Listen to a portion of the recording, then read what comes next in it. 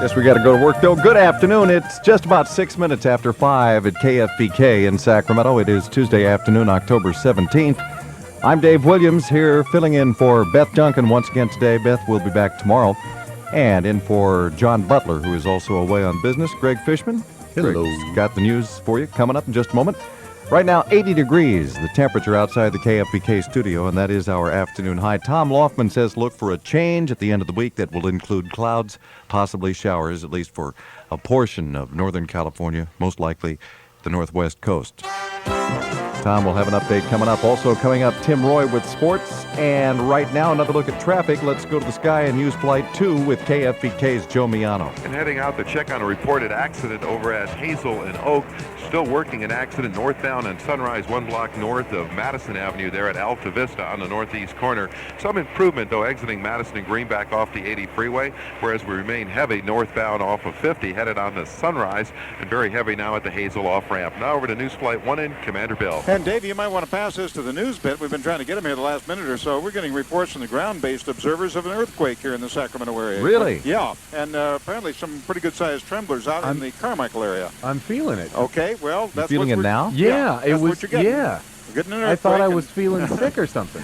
We might want to get the news staff working on that one right away. Meantime, if you're coming out of town, They're yelling earthquake right outside the newsroom right now. That's what I was yelling at them, and I couldn't get a response for about 2 minutes there. Everybody's gathering outside the studio. Okay, you're going to gather outside too? Let's make sure that everybody does what everybody's supposed to do. Put your head under the northwest corner of the overcrossing, right? Everybody call the radio station. Everybody call the radio That's station what you now. do during an earthquake is call the radio Oh my station. gosh, we're having an earthquake.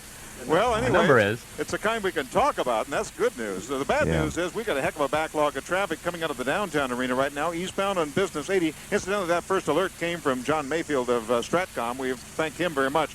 Traffic also very tight on 160 now, backed up just about to Cambridge if you're heading on eastbound, or Canterbury rather, if you're heading eastbound into the Arden Y. Slowdowns heading westbound too on Arden now from about the midway point of the Arden Fair Shopping Center, extending all the way over to Harvard and Blumenfeld. And you're still going to run into some difficulties northbound I-5 too, up around West El Camino as you're trying to beat the path up towards the 80 freeway. With Joe Miano with News Flight 2, this is Commander Bill, KFBK News Flight 1. And the KFBK news time is 8 minutes past 5 o'clock. A lot of commotion here now as Bill's talking about an earthquake. I'll be darned, I didn't feel a thing that time. Yeah, we Sat through many earthquakes around here, but not that time. I didn't. But Greg, you did feel something. I did feel it. It just I felt like I was dizzy, and then I thought, well, I definitely felt something. It felt like I was getting dizzy, and I'm Obviously, others have felt it as well. Yeah, definitely. Don Andrews is here in the studio with us. We'll check it out. We'll give a call to the people who have the seismological equipment and find out. It is 9 minutes after 5 right now. Time for a look at other news, and here again, Greg Fishman. A couple of teenage boys are in custody today in Yuba City in connection with the death of a 17-year-old girl. The body of Maria Pena was found yesterday near the Feather River. The girl is described as a habitual runaway. Reports indicate that a 17-year-old and a 16-year-old boy spent part of Sunday afternoon with Pena, and then the three of them went for a walk. The two boys are being held in custody while the police investigation continues. Should the Natomas area form its own K-12 school district? KFBK's Don Andrews reports live. That's the question before the Sacramento County Board of Education tonight. Natomas is currently a K-8 district that feeds students into the grant district for their high school years. Natomas Superintendent Raph McDonald supports the new district because he believes students would receive a more uniform education. Sequential from grades K through 12 rather than having to deal with two different districts and having a student not have as good a tracking process through his entire educational program. The grant district is opposed to the Natomas breaking away because the Natomas the loss of the Natomas area would cost the grant district state funds, according to the officials there. The County Board of Education is expected to make their recommendation to the state board tonight. The public meeting to debate the issue will be held in the county education offices on Lincoln Village Drive, and it starts in just a few minutes. The Rancho Cordova family of 4 that died in an apartment fire was remembered at funeral services today. The Troutmans perished in a blaze that erupted in the early morning hours last Friday. Sacramento County Fire Marshal official Mike Dobson says they've pinpointed a cause. They believe it was smoking materials left in some furniture of that house. Special license plate frames are singling out off-duty CHP officers in their personal cars. KFBK's Steve Lyle reports the distinction has led to some threats. Highway Patrol employees are allowed to purchase special frames with the agency's FCC call sign. Vengeful folks in Southern California have learned this and are threatening to harm people driving vehicles with the frames. CHP spokesman Sam Haynes. We'd like to let the people who are involved or might be involved and affected by this be aware that there is at least this talk, and so that if they want to take some kind of action, they're free to do so. Haynes says CHP officers purchased the license plate frames as a way of showing solidarity. None of the threats has been carried out. Steve Lyle, KFBK News Radio, 1530. And the KFBK News Time, 5:11. We have a special report from ABC. There has been an earthquake, apparently. Picture go blank and the sound go off. We've now found out what happened. There has been a major earth shock that has shaken the San Francisco Bay Area as crowds flood into Candlestick Park in San Francisco for tonight's third game of the World Series. Now, ABC's Les Grobstein is in that crowd somewhere at Candlestick Park right now, and if we're lucky, we'll get him on the phone right now. Les, can you hear me? Yes, John, I hear you loud and clear, and let's say we're all shook up, as Elvis would say. Exactly what did you feel? I am in the media section that is in the upper deck directly behind home plate. The ballpark was full, and everybody was getting ready. The ball game is scheduled to go in about 15 to 20 minutes, and all of a sudden, there was a little vibration, and it got heavier and heavier. I'd say the whole thing lasted maybe 15 seconds maximum. All of a sudden, all the scoreboards went out. The light standards on top of Candlestick Park, of which there's about 10 of them, started rattling back and forth like baby rattles, and all of the lights went out except for a few of them now above the football press box down the third base line. And there's a fan that is right near me here. What's your name? Alice Colby. Where are you from? Santa Cruz, California. Now, you've been through earthquakes before? Several. When I first moved to California, we got a big one in Sylmar. And you think this was about a 6 in your opinion? Easily or then some, but I'm on the upper deck, and we were rocking up here.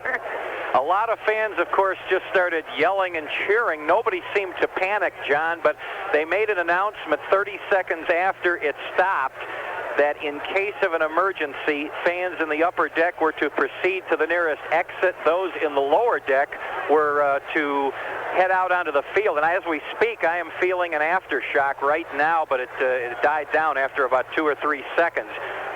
Some fans have gotten out of the upper deck and just made a beeline to the exits, John. Les, again, I think you'll probably be feeling a few of those jiggles through the evening. Have you talked to anyone who has indicated whether they think this was a big earthquake, a big shock? I cannot see outside the ballpark since Candlestick Park is completely enclosed, John, but the Goodyear blimp is flying overhead. I think they've got a pretty good view. No, I think I have one of the only working telephones. Everybody else here has seen their telephones go out. The TV monitors, as you mentioned at the start of this report, went out, and this is absolutely amazing. I think we have the only working telephone in this media section, which has about 800, 900 people here, and so we're rather fortunate. Well, don't hang up then. We'll simply tell you for your information and for our listeners' information also, we have a report now that the quake was strong enough to be felt as far away as Sacramento, a little bit further north of San Francisco.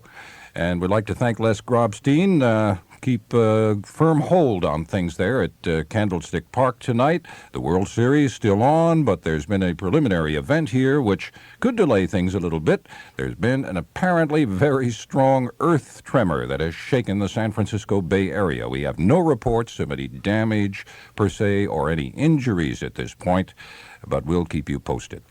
So this has been a live special report from ABC News. I'm John Grimes in New York. This is Dave Williams along with Greg Fishman at KFBK. It's 5:15. What do you have off Associated Press there, Greg? Getting a little bit more information now, Dave, but so far no estimate, official or otherwise, about how strong this quake was. It lasted about 15 seconds. That, by most accounts, felt sharply at Candlestick Park, like you just heard. Reports of power outages in downtown San Francisco, buildings swaying several feet back and forth. Lamps fell and buildings swayed back and forth in Santa Maria, Fresno, St. Helena, which is up near Napa, and even in the Los Angeles area. Apparently people felt it. It was obviously felt here in Sacramento. Quake lasted 15 seconds. And that's really all we've got right now. We're still trying to find out more about what happened, how severe this is. As always, in an earthquake like this, the communications are about the first thing to go. Well, and the people who measure earthquakes are so busy and tied up on the phones that we're having trouble getting through them, as you might expect. But everybody in our news department who can get to a phone has at least one in his or her hand, and so we'll pass along more information as soon as we have it. We've also sent Don Andrews down to the state capitol, which is the only place where there is a public seismograph available. Right. And he'll be taking a look at that and telling us how big the numbers are, or at least, what the graph looks like. Right now, let's take another look at traffic at 16 minutes after 5 o'clock, and Commander Bill is in the sky in KFBK News Flight 1. Bill, do you have anything that would indicate any kind of problems in traffic as a result? Davey, we don't see it on the roadways so far, but I just got a call a moment ago from Steve Telliano. He's been trying to get through to the station asking whether or not he shouldn't proceed out to Rockland to the seismograph, and I guess we do want him to go out there, don't we? Absolutely. Yeah, absolutely, Steve. So go to the seismograph, will you, and find out the information we need here. Right now, I am looking at a crowd on northbound Sunrise going up through the Folsom intersection. It doesn't appear that traffic really is affected at all. They're still bunched up there through Coloma and Zinfandel, as well as north of Gold Country right now, all the way up through the Fair Oaks intersection. Getting a backlog of traffic at the off-ramp at Hazel as well. That's extending back almost halfway to the Fun Center, so you're going to have some slowdowns there. May want to get in the left-hand lane, zip on over, and double back via Aerojet Road to Hazel northbound. Northeast corner is not that bad, despite some crowds at the off-ramp at Greenback. It peters out pretty rapidly east of Garfield. By the time you get through the intersection of Auburn Boulevard, you're home free there, eastbound at least. Now here's KFBK's Joe Miano. And we've just been advised by Approach that they have stopped traffic inbound to the Bay Area right now. They don't know what airports are affected, but they're not bringing any airports in there, airplanes in there. They're diverting them right now out of the Bay Area. For the folks out in the Woodland area, we got a call from Lee in the KFBK Pactel cellular phone fleet. Reported lines down due to the earthquake at East Street and Kentucky. Hot power lines on the roadway. For the folks on 50, still sluggish out of downtown through 48th Street. Looking over at Howe Avenue, it's congested both directions, converging on College Town. Watt Avenue remains heavy southbound for Folsom, very heavy northbound off the freeway, and look for delays also at Sunrise and at Hazel. With Commander Bill, News Flight 1, I'm Joe Miano, KFBK News Flight 2. KFBK News time, 18 minutes after 5 o'clock. Commander Bill, you still with us? I sure am. All right, we're going to ask if you would head down to the Bay Area and take a look. Okay, we're on our way right now. All right, and in the meantime, we have received word, this is unofficial as of now, but apparently the World Series game scheduled for tonight has been canceled. There is apparently some damage at Candlestick Park. We don't know how bad. We don't know if there are injuries associated with that damage, but what we are hearing unofficially, Dave, is that the National League or the Major League Baseball is canceling the game while they check the stadium out, make sure that it's safe for the thousands of people who are planning to be there. 65,000 people to come into it. Yeah, right. Exactly. And also we're getting reports, too, isolated reports from around Sacramento of swimming pools with water sloshing out of them, some with damage. So this is apparently a major earthquake, and there's probably going to be some damage in the San Francisco area. We don't know for sure, how bad or again, like I say, no word yet on injuries. All right. Tim Roy has just joined us. Tim, is that word on the game official? We do not have official word on the game as of yet. All right. As to what they're going to do. I would say, though, judging from the early reports from Candlestick, that it's going to be doubtful that they'll play the game for a simple fact. A lot of people are leaving Candlestick Park and they don't want to come back. Things like bolts that were holding seats into the stadium in the upper deck popped out on this earthquake. We heard Les Grobstein, the reporter from Chicago who was there for ABC. He says the light standards are moving back and forth. I think they might just take the night off. That's just my own speculation. It would make right sense. Now. It would make a lot of sense. They're expecting 65,000 people out there, and they want to make sure the structure of the stadium is sound. Exactly. And it's going to take a few hours before they can determine that. All right. Thanks, Tim, and we'll get back to your sports report in just a moment. We've got to take a break, catch up on the business just a little bit. The KFBK News time is 5:20, and be assured that we will break into whatever we're doing to bring you any more information we have on what has apparently been a pretty good-sized earthquake centered in the Bay Area. Rightly or wrongly, this is often the reaction to a business proposal that's made in black and white. And if you direct your attention... Shh, come on, wake up. However, this is often the reaction to the very same proposal when it's made in color. Oh, now that's interesting. Brilliant. Positively brilliant. No, I never pictured it like that before. I'm Barbara Champney from Minolta. And maybe it's not surprising that more and more businesses have discovered our EP 4230 copier with Simulcolor 3. You see, it not only makes great-looking copies, it helps prevent great ideas from going unnoticed. You'll appreciate the difference it makes in your presentations, letters, in all your paperwork.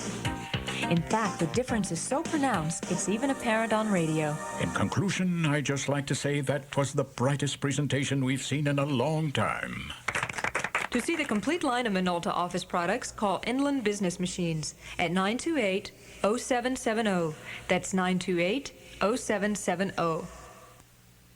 Harold Ford, the nation's oldest Ford dealer, has some red-hot specials for you. Over 200 new 1989 Ford cars and trucks are available at low clearance prices. Make your best deal on one of these 89s, and you'll also get a Ford rebate from $500 to $1,250, depending on the model purchased. Harold Ford also has over 100 new 1990 model Fords at special low introductory prices. And for a real bargain, some of the new 90 models also have factory rebates up to $1,250. You can also choose low factory financing rates of 6.9 to 10.9% APR, depending on term and model purchased. Price, selection, convenient location, you get it all at Harold Ford. This weekend, take your choice of 35 new 1989 Taurus sedans with V6 engines, automatic and factory air for only $11,988 after a $600 factory rebate. They're going fast, so don't miss out on one of these red-hot specials. Available now at Harold Ford, 1535 Howe Avenue, just south of Arden. If you're looking for a fun, exciting, and profitable way to spend an afternoon or evening, then make plans now to come play Colusa Indian Bingo. Forget the rest, come play the best. Colusa Indian Bingo, the Valley's biggest and best, where the real action is. Now every Saturday and Sunday evenings, there's free bingo. KFBK News Time 522. We will interrupt that announcement to talk now with the California Office of Emergency Services here in Sacramento, and Stan Harder, to find out what he can tell us about the earthquake. Stan, what do you know at this point? We don't have really specific hard information yet to release. We have had reports that there's been some damage in San Benito County, south of Monterey, and that the earthquake was felt as far north as Ukiah. And more and more reports are coming in. It caught us just as about 5 minutes after most people had headed out the door to go home on a Tuesday night or the ball game or whatever. So we're really hard-pressed answering the phones. I'm afraid that's all I can give you right at this moment. I'm sure you are busy. So you do not have a reading on the... No epicenter, no magnitude yet. It's too early to tell. All right. Thank you very much for that, Stan, and we'll get back to them. That's Stan Harder at the Office of Emergency Services. Again, just to repeat what he said, apparently some damage in down near San Benito, which is south of Monterey. Yeah, Dave, you heard something additional, didn't you, Greg? Yeah, that confirms what we're getting from some other outside news sources, that damage was heaviest in San Benito County and also in the South Bay. So San Jose, Gilroy, that area, apparently pretty hard hit. Obviously felt as far south as Los Angeles, and we're hearing now as far north as Ukiah, and as far east at least as Sacramento. Sounds like it was centered right there where the San Andreas Fault meets the Pacific Ocean, south of the Bay Area. And with the Office of Emergency Services still looking into it, and so is the entire KFBK News team. We beg your indulgence if you're trying to call us for some reason, or if you have any more information, we're trying to get it and pass it along. John Butler has just stepped into the studio as... Dave, we have to go on the air right away with this. There's word that the Bay Bridge, part of the Bay Bridge, may have collapsed. This is from Commander Bill.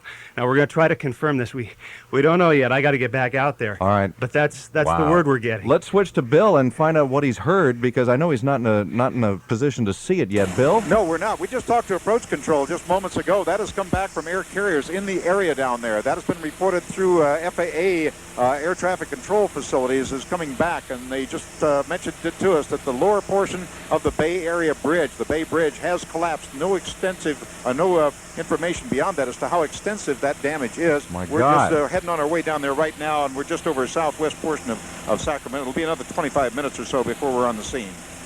We'll give you updates on it as soon as we get on the scene there.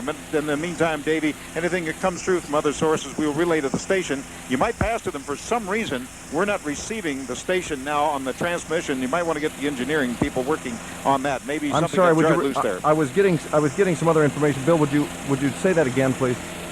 Yeah, we're saying we're not getting any calls from the station. When I called you, the only way I can appear to get through to them is on the over the air right now. Apparently, we're not doing too well in the newsroom, so maybe they could get engineering to check things out there. Something may have been jarred loose by the quake.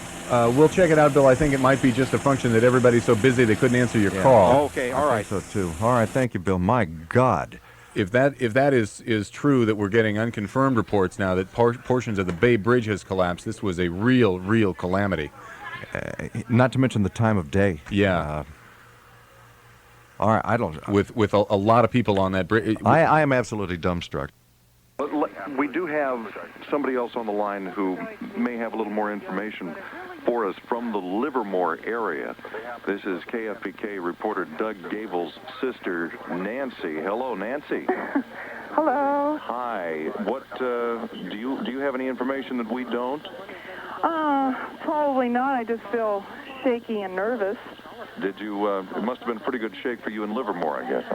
Yeah. I was sitting on the couch and I was with my girls, and I was wondering, is someone pushing me a little bit?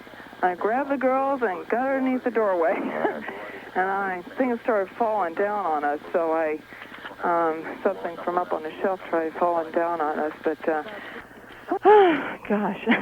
yeah, it's an experience. I don't remember having that kind of experience before. All right, well, I'm glad it was short. I'm glad you're okay, and thank you for...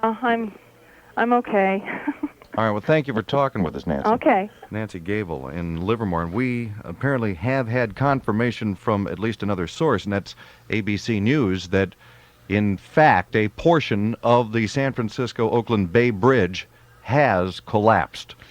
What I'm told, Dave, and again, this is all coming secondhand, thirdhand, but that it was the eastern portion of the bridge, probably the lower section, that coming from Commander Bill. That right, Doug? Yeah. All right. Okay. And portions of it have collapsed. Again, this is right in the middle of the rush hour traffic, and dumbstruck. Yes. Yeah, it's obviously some people involved in this, and probably some fatalities. I would say without a doubt that would be the case. We will be back. We have to take a break simply because we have... Okay, you've got something more? Yeah, something else here. Early report shows a strong earthquake in Northern California hasn't caused any major damage or injuries, but it did knock the World Series game off the air temporarily. Yeah, Greg's seeing this for the first time, so he's reading it to you as he gets it, but this is from the Associated Press. Sometimes these wire reports do lag by just a couple of minutes, and that would be enough so that they would not have had word yet. Yeah, it does say that obviously quake shook buildings, knocked out phones and power lines, and still no word on its size or epicenter. But again, we have heard that the worst of it was in San Benito County, that is southeast of San Francisco. The tremor felt as far south as Los Angeles and Greg, as far north as Ukiah. We're going to go to ABC News once again for another live report, and it's coming up for us in just about 5 seconds from now.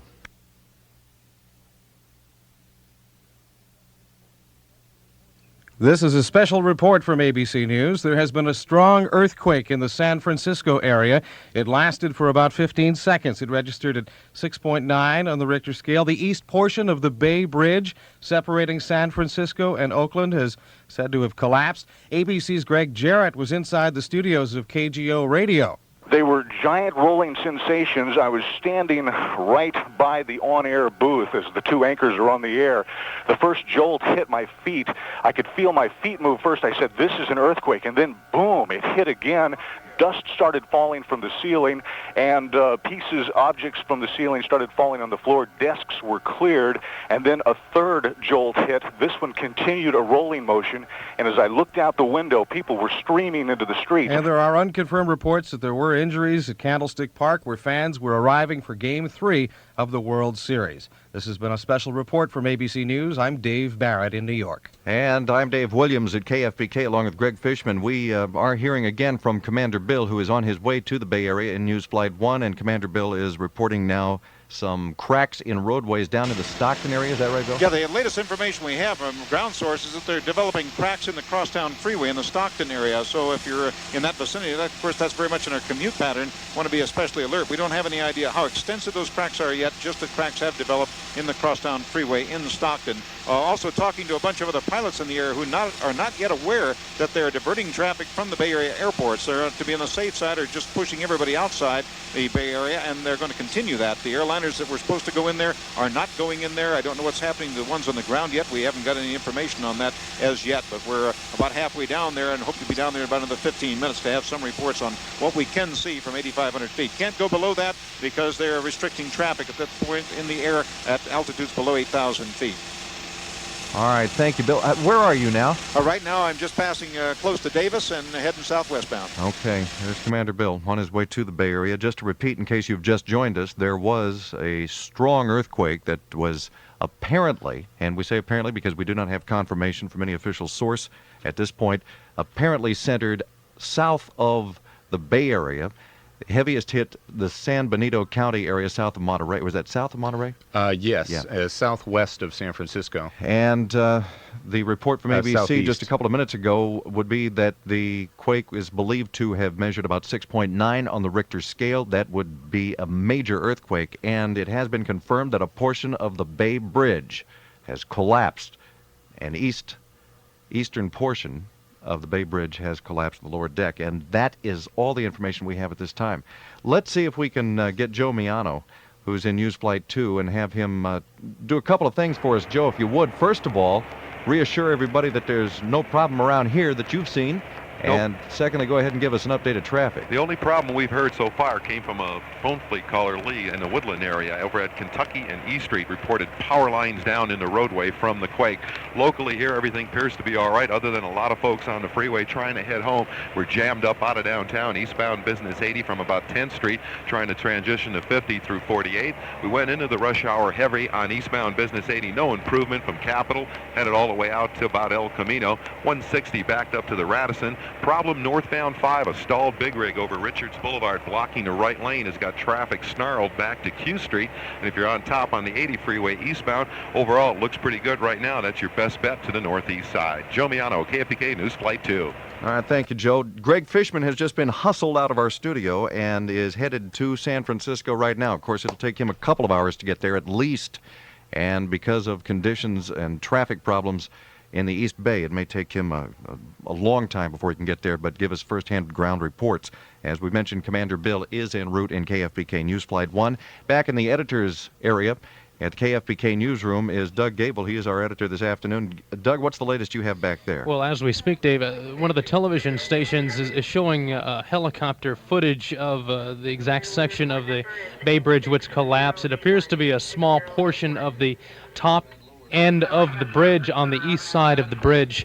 It appears to be maybe a 50, maybe 100-foot section of the bridge that has indeed collapsed onto the lower portion, but the bridge itself in total appears to be okay, except for that one section. Can you tell where it is in relation to Treasure Island or the city itself? It appears to be, again, on the east side of Treasure Island, on the Oakland side. Also showing reports of, I believe that's San Francisco, some fires in the area as well. Lots of smoke, heavy fires black in smoke. San Francisco. Yes. Early reports indicate that the strong earthquake in Northern California hasn't caused major damage or injuries, but it did knock the World Series game off the air, and apparently it has been delayed, if not canceled. Quake shaking buildings, knocking out phones and power. We're having a very difficult time reaching anyone in San Francisco at this point. Trembler shortly after 4 o'clock, actually more toward 5, I would say. Right around 5, yeah. It felt as far south as Fresno, San Luis Obispo, even in portions of Los Angeles. Had lots of calls immediately after the quake here in the newsroom, Dave. People talking about chandeliers shaking and rocking, water splashing out of pools, even one report of a pool, the pool structure breaking and the water rushing out in the street. So appears to be some major damage even here in Sacramento. As far as Reno, we're hearing that. As far as Reno.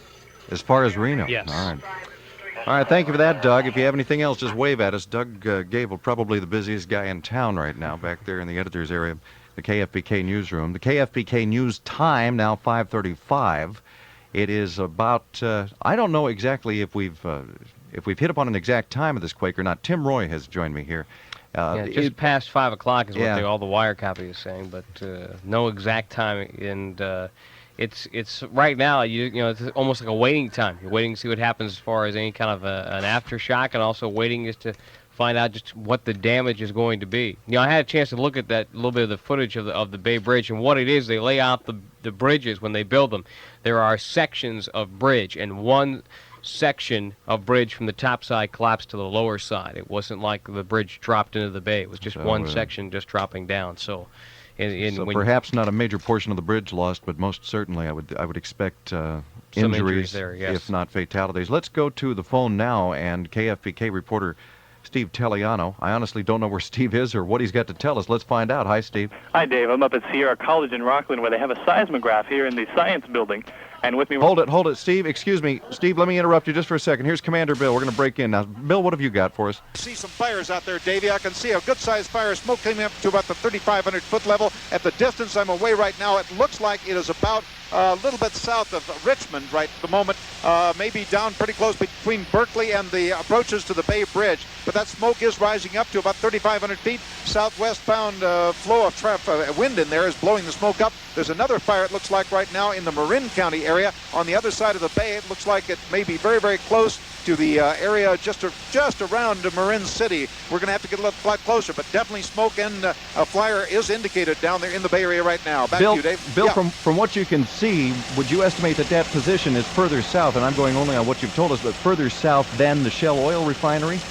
Yeah, it looks like it's south of the Shell Oil Refinery, but it's hard to tell because we've got a low layer of clouds in that area, Dave, and where the smoke is disappearing to, you can't tell whether it's on the far side of the mountain range or on the near side, and that's the problem. All right, thank you, Bill. Okay, Bill is on his way in News Flight 1 to get to the Bay Area as quickly as he can. Now back to Steve Telliano. I'm sorry, Steve, would you start again, please? Sure, Dave. I'm out here at Sierra College where they have a seismograph in their science department. And with me now is geologist Dennis Fox with the Sierra College staff here.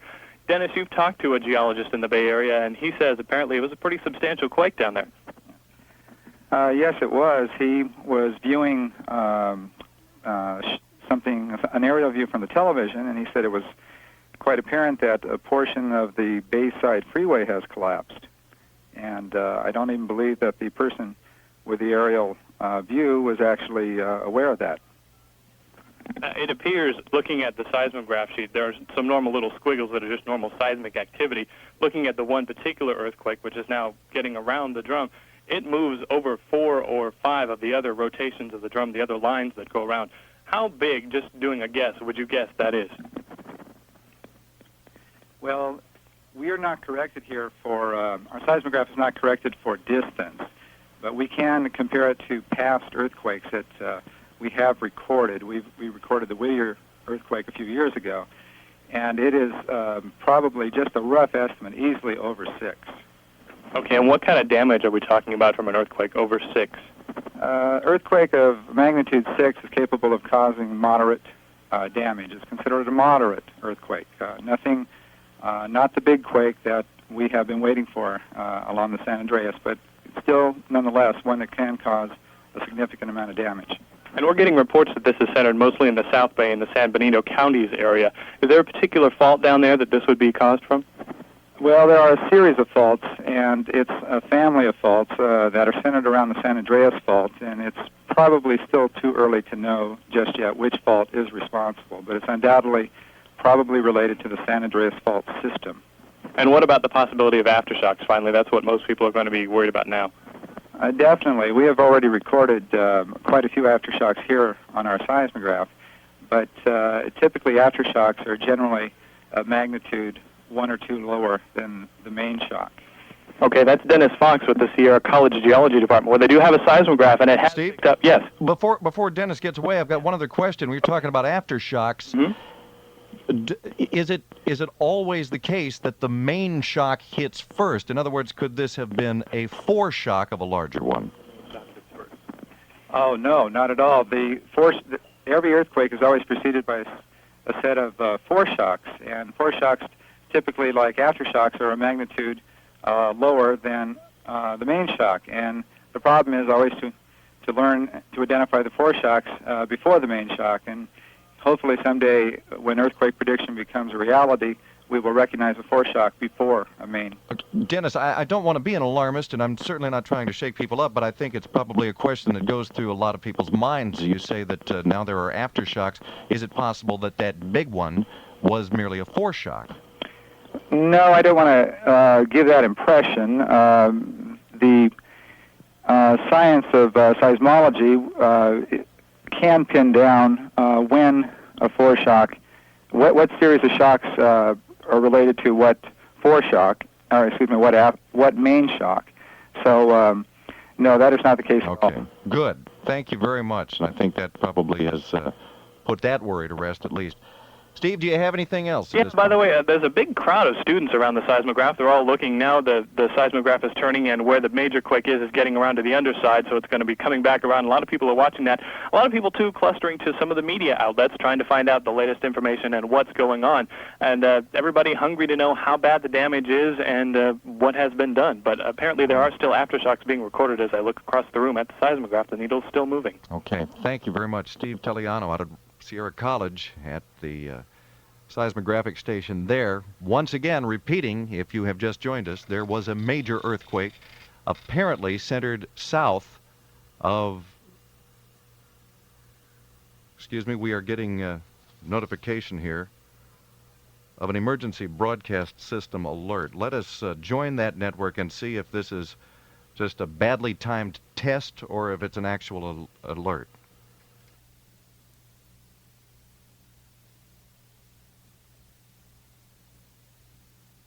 No, apparently that is a test. Whew. Wow. I forgot. I lost my place. I saw that emergency broadcast system light come on. It stopped me. Repeating, if you've just joined us, there has been a major earthquake in the area of Central California. We can say with reasonable assuredness at this point, south of the Bay Area, perhaps as far south as Monterey and San Benito County. We do not have a center on it yet. The first estimate of the size on the Richter scale is 6.9. That is only an estimate at this point. We do know that a portion of the Bay Bridge, an upper section of the Bay Bridge, has collapsed onto a lower section east of Treasure Island.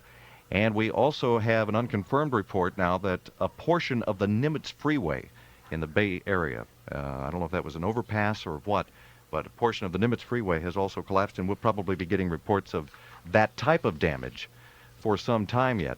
KFBK's Greg Fishman is en route to the Bay Area, and Commander Bill is as well in News Flight 1. A couple of different things today this afternoon, 6.5 and 6.9. I've seen both registering numbers on the wire copy, so they're not sure yet. Very often the initial estimates are revised yeah.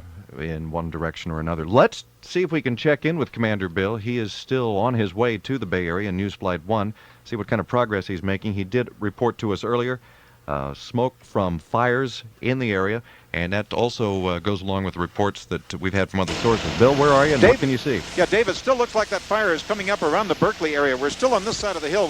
We can't tell completely, but there is another fire distinctly, the smoke is distinctly over the Marin City area. That's just off Richardson Bay in the, of course, Marin County area on the northwest portion of the Bay Area. We can't see the bridge yet, but we have been listening to reports from two other pilots in the area who are reporting that there are sections of collapsed bridge there between San Francisco's on the Bay Bridge there between the toll gate on the east side over by Oakland and the island itself at Yerba Buena. So if you're between those two spots right now, you may have a whole lot of concrete in front of you. So we haven't been able to hear quite yet how extensive it is, whether any of the vehicles went off the roadway. Also some reports of the Nimitz Freeway upper portion collapsing and falling on the lower portion south of the 580 interchange there as you come off the bridge. So we're getting a little bit closer to it. Should be able to tell here in another 10 minutes or so. Back to you, Davey. Yes. Bill, forgive me for a moment. I'm fumbling around because I have a question, but I'm also getting information from other sources at the same time. You said that you had heard reports that portions, plural, of the Bay Bridge had collapsed. At this point, we had only heard about one piece. Now, is Is that in fact what you heard, that there We perhaps heard- was more than one stretch? We heard portions, and what it came across as from aerial observation was that portions of the upper deck had fallen on the lower deck. We don't know whether that was one portion or whether it was multiple portions, but it was reported definitely in the plural rather than the singular. Okay, thank you very much for that. We'll get back to Commander Bill in just a little bit. Here is the latest we have from Associated Press. A preliminary reading from Caltech Seismological Lab says that the earthquake measured 6.5 on the Richter scale. That 15-second quake felt as far south as Encino in the San Fernando Valley, there in the Los Angeles area, and a smaller aftershock reported at about 5:25. At least one car is reported to have been crushed under the collapsed upper-level span of the Bay Bridge when the quake hit about 5:02. There is no immediate word on injuries, but now this is the report, the first report we've had of damage to a vehicle.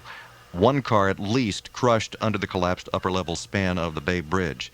The World Series apparently has been delayed, but not officially canceled. Now, wait, Tim Roy is here with more on that. Just stopped. Apparently, they are going to cancel it tonight. That All they right. are not going to play the game tonight. It's the only thing that makes sense. Yeah.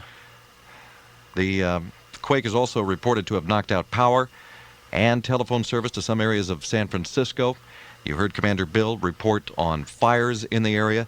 If you have friends or relatives in that area and you're trying to phone, please be patient, and we might go so far as to ask on behalf of the phone services that you wait. Don't try to call the Bay Area now because there's just too much going on and the phone service has been disrupted. According to one photo editor for the Associated Press, on the northeast side of Candlestick Park, two sections separated by at least 6 inches at an expansion joint. Witnesses watching the stadium outside in the parking lot saw the separation occur. It was on the right field side, so apparently a portion of Candlestick Park has come apart at the seams. There have been also if you some reports of injuries there, though not confirmed at this point. There have been some early reports. Apparently, yeah, about a half an hour prior to the first pitch of Game 3 of the World Series, they certainly were expecting a capacity crowd to be in excess of 60,000 people, and those people, for the most part, were on hand. And apparently what happened is, too, they ordered the people, as soon as it happened, they ordered the people in the upper deck to get out of the upper deck. They ordered the people in the lower deck to start heading for the field. Can you imagine the pandemonium of that many people trying to get out of the upper deck of Candlestick sheer Park? panic of it. I would guess that there would be injuries. Sure, just from that. From the stampeding of that crowd. It is 5:47 at KFBK, and we're going to break for a moment as everybody in our organization is furiously trying to get information. As you can imagine, all the news gathering media are doing, and it's rather a struggle to try to, as I said, get through to San Francisco or Oakland or any place in the Bay Area by telephone. And we do have Greg Fishman on his way in the car, and Commander Bill in News Flight 1. He should be there shortly. For Greg, it's probably going to take some time. Now KFBK News Director John Butler is coming into the studio. Is there something on the phone that we might want to do? Line 3 on the talk show line is Assemblyman Tim Leslie. He was on the Bay Bridge when it hit. Assemblyman Tim Leslie, is that you? Are you there, Tim? I'm here. I'm in my car heading back to Sacramento, where hopefully it's a lot safer. Where were you? What have you seen, Tim? We were just on our way over the bridge. We were a little bit late to the World Series baseball game. We were about 100 yards onto the Bay Bridge, and it was incredible. Well, at first I thought our car was having a flat tire, and then it was obviously much more than that. A tremendous shaking, rocking back and forth. The light poles were just bouncing like matchsticks, I guess you'd say, and of course all the traffic came to a halt. It was fairly orderly considering the extent of all of those cars stopping, and then everyone was just standing there on the bridge. I understand from reports down here that a portion of the Bay Bridge actually collapsed the upper level down onto the lower level, and just by the grace of God, we had not gotten that far under the bridge, so we're very grateful for that. Yeah, that's the report that we have too, Tim, but you didn't actually see any portion of the bridge that had collapsed. quite that far, thank goodness. So I didn't see it. Well, there are some major cracks in the roadways on the Bayshore Freeway. As you go under the freeway abutments, there's chunks of concrete that had fallen down, and there's several large plumes of black smoke coming up from around the Bay Area, one particular in Berkeley that we noticed.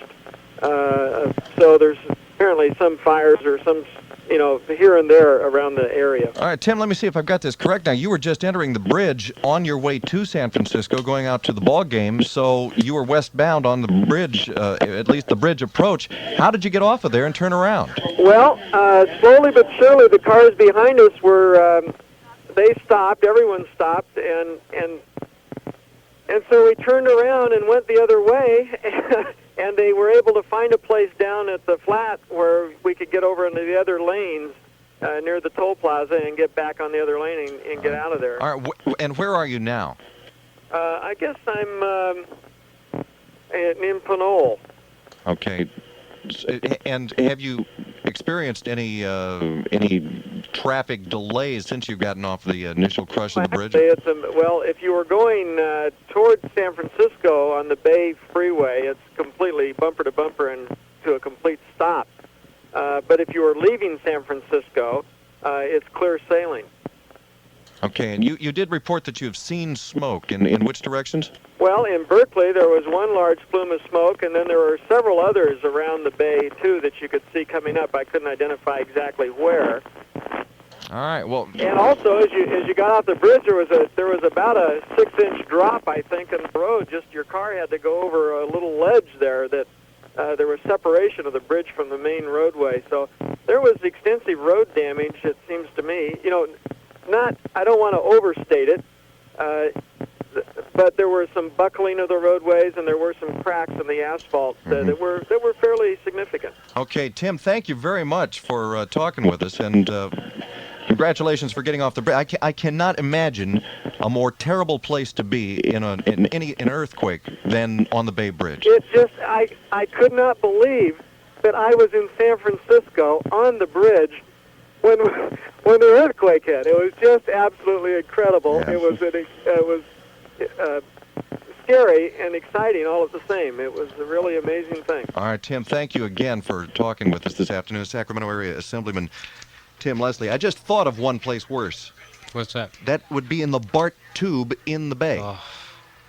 Can somebody call BART? I know what it's like trying to get through to the Bay Area. We have a special report coming up 30 seconds after the hour. All right, let me tell you this much. Now, Commander Bill in News Flight 1 making his way toward the Bay Area is reporting that there are search and rescue teams in apparently aircraft, I would guess helicopters, looking along the Bay Bridge for survivors. We'll go to ABC for an update now. Well, apparently that special report is either being delayed or it's coming up Got a quick in note just for you. a couple of minutes. Yes, Tim Roy. Second strong aftershock to the San Francisco area this afternoon. Felt about 9 minutes or so ago. It came in the form of a horizontal swaying motion. Smaller aftershock at 5:25. So, according to AP in San Francisco, 5:42 was the worst aftershock they've had so far. All right, let's go to Commander Bill now in KFBK News Flight 1. Get an update on his position and any news that he might have for us. Bill? Davey, we just passed the Martinez-Benicia Bridge moments ago. It is still active. Traffic is moving both north and southbound there. Also on the Crockett bridges. And looking over at Richmond, traffic is being permitted on State Route 17 that's 580 now, crossing over the roadway at that point between Marin County and Alameda County. That fire that's burning is burning rather vigorously. It is definitely in the Berkeley Hills, or just west of the Berkeley Hills area, in the city of Berkeley, right along the border with Albany right now. We'll get a little bit more precise definition shortly. Meanwhile, the bridge has been surveyed. We have one section of the bridge that has collapsed. It has fallen in the lower section. That's the westbound lanes are closed as a result. They now have frogmen in the water as well as helicopters and boats on the water underneath that portion of the bridge area looking for possible people, possible survivors of some people who may have gone in the water. We don't have any confirmation of that yet. They're just being on the safe side right now and investigating that portion. In the meantime, they have shut down the bridge at that point as a result. That is between the toll plaza and Yerba Buena Island. Also just got reports from a couple of helicopters working in the area right over Yerba Buena and Treasure Island that Treasure Island has sprouted some leaks, literally. That, of course, a man-made island made for the 1940s International or State Fair, National Fair, International Fair, I should say, for San Francisco, is man-made, and it's just made of fill. They've got a number of holes that are now appearing in that island, and water is showing up in them, so it's creating some little ponds on the island of Treasure Island itself. If you're looking further south, looks like we're looking all right. Can't see the Nimitz Freeway enough to be able to tell how much damage has been done to the Nimitz or where, but we're going to be heading down that way here very shortly. Bill, how close are you going to be able to get to that portion of the bridge that's collapsed or into the San Francisco area, the airspace over the city itself? 1.5 miles, Davey. We have to be at 8,500 feet. We'll remain at 8,500 feet unless they kick us out of here. So all right, we'll be here as long as we need it. That's good and close. Thank you, and we'll get back to you as soon as you have anything new to tell us. We will be getting a special report from ABC News now, the revised time for that, straight up at 6 o'clock. That is 4.5 minutes from now. KFBK News time is 5:55. I'm Dave Williams along with Tim Roy, and repeating in case you've just joined us, there has been a major earthquake in the San Francisco, or south of the San Francisco Bay Area, apparently, and Tim is here with a little bit more now on the epicenter. Well, we have an updated magnitude and a preliminary epicenter for the quake. The seismology lab at Cal Berkeley puts the quake between 6.5 and 7 on the Richter scale. It was centered 10 miles north of Santa Cruz on the San Andreas Fault. That was according to spokesman Hall Daly of the California Institute of Technology in Pasadena. So apparently 10 miles north of Santa Cruz, right on the fault line. Somebody find us a map out there, out in the newsroom? Tim, they're so busy. I'll run Maybe for a map. you can find a map. I'll run for a map. All right. So once again, 6.5 to 7 points on the Richter scale, apparently located 10 miles north of Santa Cruz on the San Andreas Fault. And we apologize for repeating what facts we have as often as we do, but as you can imagine, people are tuning in for the first time and hearing this information for the first time, and we have given you all the information that we have, so all we can do is repeat it. Once again, a portion of the Bay Bridge apparently has collapsed, an upper deck portion east of Yerba Buena Island, falling onto the lower deck, as Commander Bill reported just moments ago. There are search teams looking for perhaps survivors, perhaps fatalities from that portion of the Bay Bridge which collapsed. Also a report of the upper portion of the Nimitz Freeway in the East Bay, south of the just south of the 580 interchange there in the Oakland area. That apparently has collapsed, and there have been some stray reports of large cracks in the roadway as far south and east as Stockton. This earthquake felt 5:02 this afternoon as far south as Encino in the San Fernando Valley. The estimates that we have on the location and the size on the Richter scale, preliminary, but again, 6.5 to 7 on the Richter scale. We now have official word that Game 3 of the World Series has been postponed because of that earthquake. Baseball Commissioner Fay Vincent making that announcement, asking fans to leave Candlestick Park in an orderly manner. You can imagine that they must have been terribly shaken. Some 60,000 of them, if not directly in the ballpark, certainly getting out of their cars and getting ready to go in for the game. And we also had a report that a portion of Candlestick Park itself apparently separated at the seams in the right field area. And as Tim had told us earlier, there had been instructions apparently in the public address system at Candlestick for people to get out of the upper deck when that quake hit. You can imagine what kind of pandemonium that must have been, running from the upper deck into the walkways to get out of there, and we would not be surprised if there were some injuries from that as well. Tim, you've got a map now. Got a map now. What looks like what's down there south of Santa Cruz, about 10 miles. Well, I would imagine like Santa Cruz itself is not in good shape right now. No. South of Santa Cruz, you have the ocean. They had said it was actually 10 miles north, so it's near Felton and Scotts Valley, and I believe it's pronounced Ben Lomond. And yes, around that. Ben Lomond. Ben Lomond, yeah. Yeah, Ben Lomond. It's south of Big Basin, and of course it is southwest of San Jose.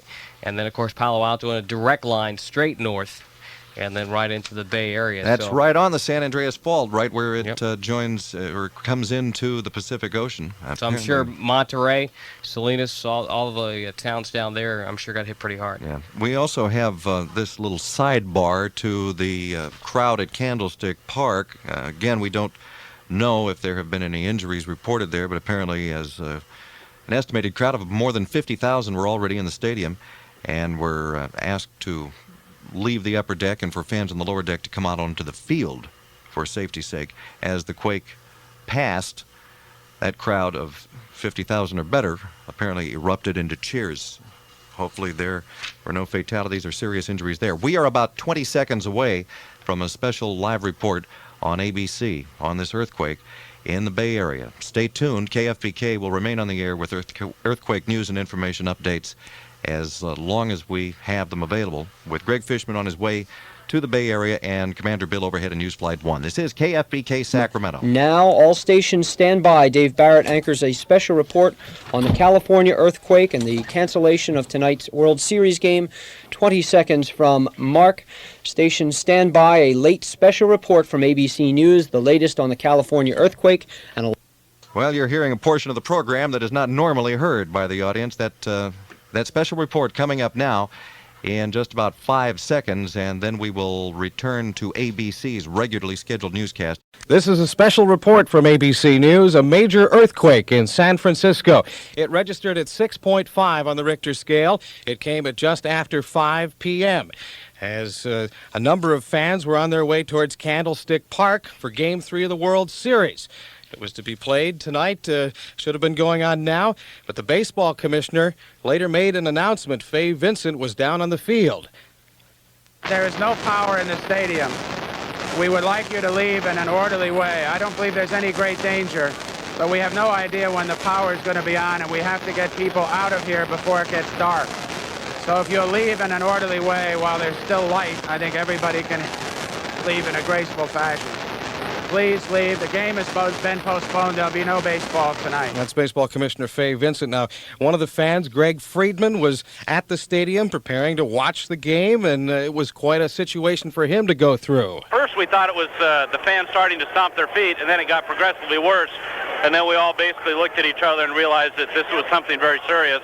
The stands were just rocking and rolling. The stadium was moving dramatically, and we were all very scared.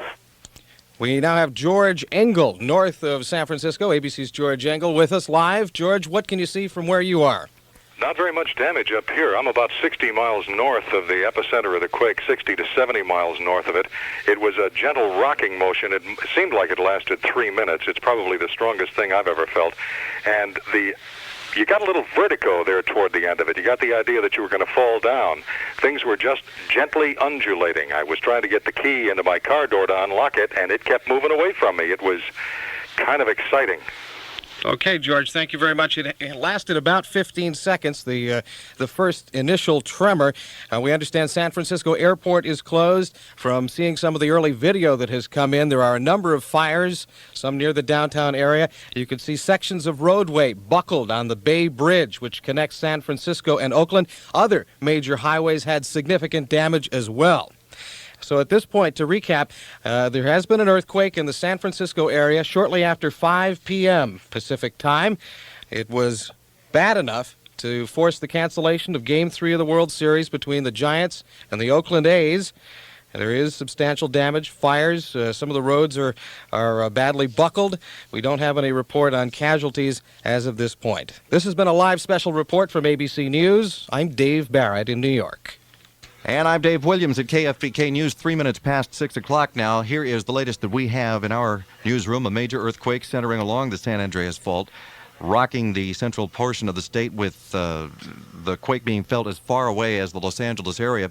And we are going to go now to Commander Bill. Is that what you want me to do? All right, let's check with Bill. He's in the Bay Area now, overhead in News Flight 1. Davey, I'm right over the Golden Gate Bridge right now, looking at a heck of a fire in the marina section of San Francisco, just a little bit west of Fontana Towers there by about a half a mile. Flames and smoke towering up to 1,500 feet or so in the smoke, and flames in almost a quarter of a city block in there. We can't identify the particular business, but smoke and flames all over the place. The roadways are just at a complete standstill over here. Traffic is still being permitted to cross over the Golden Gate Bridge. The outbound commute there is working, but traffic everywhere through the city tied up as a result of the slowdown. Only westbound traffic from Yerba Buena is being permitted to leave Yerba Buena and Treasure Island right now. Eastbound traffic, of course, completely blocked off. The break is in the upper section. It looks like one section there, maybe 40 feet or 50 feet in length, just tilted downward about 45 degrees from the upper deck, blocking the westbound westbound lanes completely, dropping down and now totally blocking the eastbound lanes at that point. So there is no traffic east or westbound right now between Yerba Buena Island and the east end at the toll plaza. Lots of emergency equipment on the scene, at least 3 to 4 helicopters circling the area looking for people in the water below, about 4 or 5 boats, and we have some reports, although we can't see them yet, of frogmen in the water looking for vehicles which may have gone over the side. At that point, we have not confirmed anything. It looks like it is the reported at least as the library on the Berkeley campus that burned up there, and it was quite an extensive fire. There are more fires extending between 36th Street or 32nd Street and 26th Street and the Nimitz Freeway as it turns southbound from the toll plaza heading toward the downtown area of Oakland. A portion of that is reportedly collapsed as well. However, the smoke was dense enough we could not see through that to confirm that. Right now we only have the reports, and you definitely see some smoke coming up from that area, as apparently they've got a couple of vehicles on fire in the same vicinity. Right now that looks like everything is pretty much steadied out. People are moving well, surprisingly light in terms of emergency vehicles. We don't see a lot of flashing lights around the area, and I'm really surprised to see people still using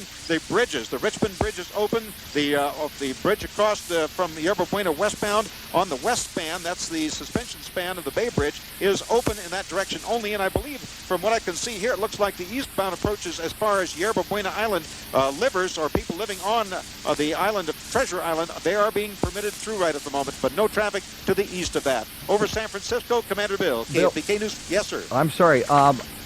And if you're repeating yourself, I apologize, but as you can imagine, this place is a madhouse, so it's a little bit hard to hear every word you said. In which direction of traffic is the collapsed portion of the bridge? The collapse was on the upper or westbound lanes there, midway between the toll plaza and Yerba Buena, right over about as deep a part of the water sector as you could get in there. Inbound toward San Francisco? Yes. So in that regard, we might be hopeful that there was less traffic going inbound than outbound at 5:02 in the afternoon. But on the other hand, that upper portion of the bridge fell onto the portion beneath it. That's correct. It came right, it's just like a cart. It looks like somebody just peeled a section about 40 feet long and just dropped it down on the lower section. The bottom portion, it's amazing. It was strong enough to prevent breaking through. So fortunately, nobody went through the bridge straight down. They may have gone over the side, though, and that's why all the emergency equipment is out there looking for vehicles right now. One other question, Bill, and as you well know, you are our primary reporter on this thing right now. Greg's on his way in the car, but it's going to take him a while to get there.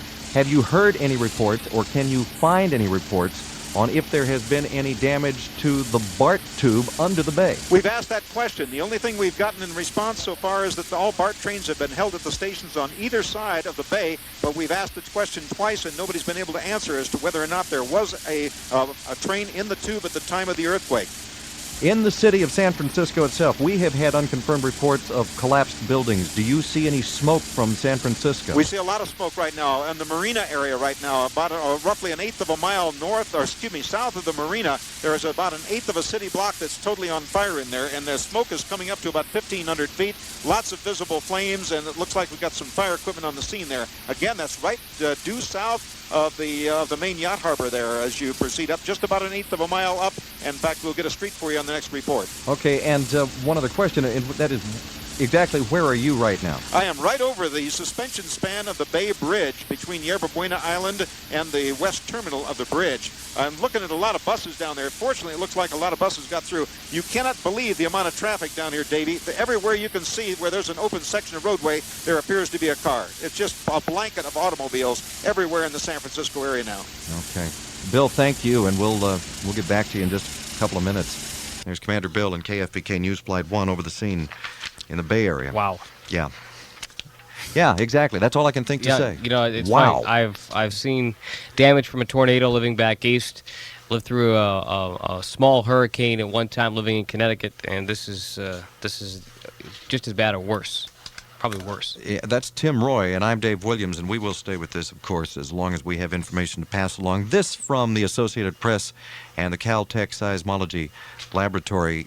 Kate Hutton there at Caltech says that quake apparently was caused by, and this is, of course, technical information, but still, we want to give you everything we have, by two tectonic plates that slid against each other in a horizontal grinding motion rather than striking each other head-on. And as I understand that, then one would have ridden up over the other. Right. And that might have caused more of a rolling-type quake than a sharp jolt, which is what we felt here. That's what I felt here. And if that's the case, then that is definitely good news, considering the size of it. Again, estimate between 6.5 and 7 on the Richter scale. If you don't know, those two plates, or for those who might not know, they're in constant motion all the time against each other, and that's why they come up against fault lines. That's where the two plates meet. So in this case, according to what they're saying right now, is that one plate slid up over the other, probably in that Santa Cruz area. That's where it centered and started, and that's why it's much better this way than the other way. Without any information, we do have reports, unconfirmed reports so far, of injuries at Candlestick Park, where the crowd was gathering for Game 3 of the World Series, which again has been postponed, and most likely it is going to be played tomorrow night at 5:30 our time, and it will be played in Oakland because of the damage that has been suffered by Candlestick Park itself. Let's go back to the KFBK editors area back in the newsroom, and Doug Gable. Doug, what do you have for us? This is just in from the Associated Press. There are reports now that some buildings in the historic south of Market District near downtown have collapsed in San Francisco. A major fire is flaring in the city, casting a plume of smoke that's visible for miles. Also, because of the quake, hundreds of people fled Bay Area rapid transit stations and also those bus stations as well. Now, a listener calls to say BART is shut down and a train was in the tube at the time of the earthquake, but is now out under battery power. So that's the latest we have. You had the question about whether or not there was a BART train in the tube. Apparently there was, and it got out safely. It did. Apparently it did. Those are the reports we have now. All right. Thank you. Doug Gable back in the KFBK newsroom. As we were talking earlier with Assemblyman Tim Leslie, he was just making his approach onto the bridge. He told us about 100 feet or 100 yards westbound onto the Bay Bridge past the toll plaza when that quake hit, and he was able to turn around and make his way off the bridge, driving in the wrong direction of traffic, as you might imagine everybody did. And Assemblyman Leslie said he just couldn't believe that there he was on the Bay Bridge during a major earthquake. And I said to him at that point, I can't imagine a more terrible place to be. And as soon as I said it, I realized a more terrible place might be that tube underneath the bay that carries the BART trains. It is 12 minutes past 6 at KFBK, continuing coverage of the major earthquake in the San Francisco Bay Area. Now an hour and 10 minutes ago. It's 6:12 now.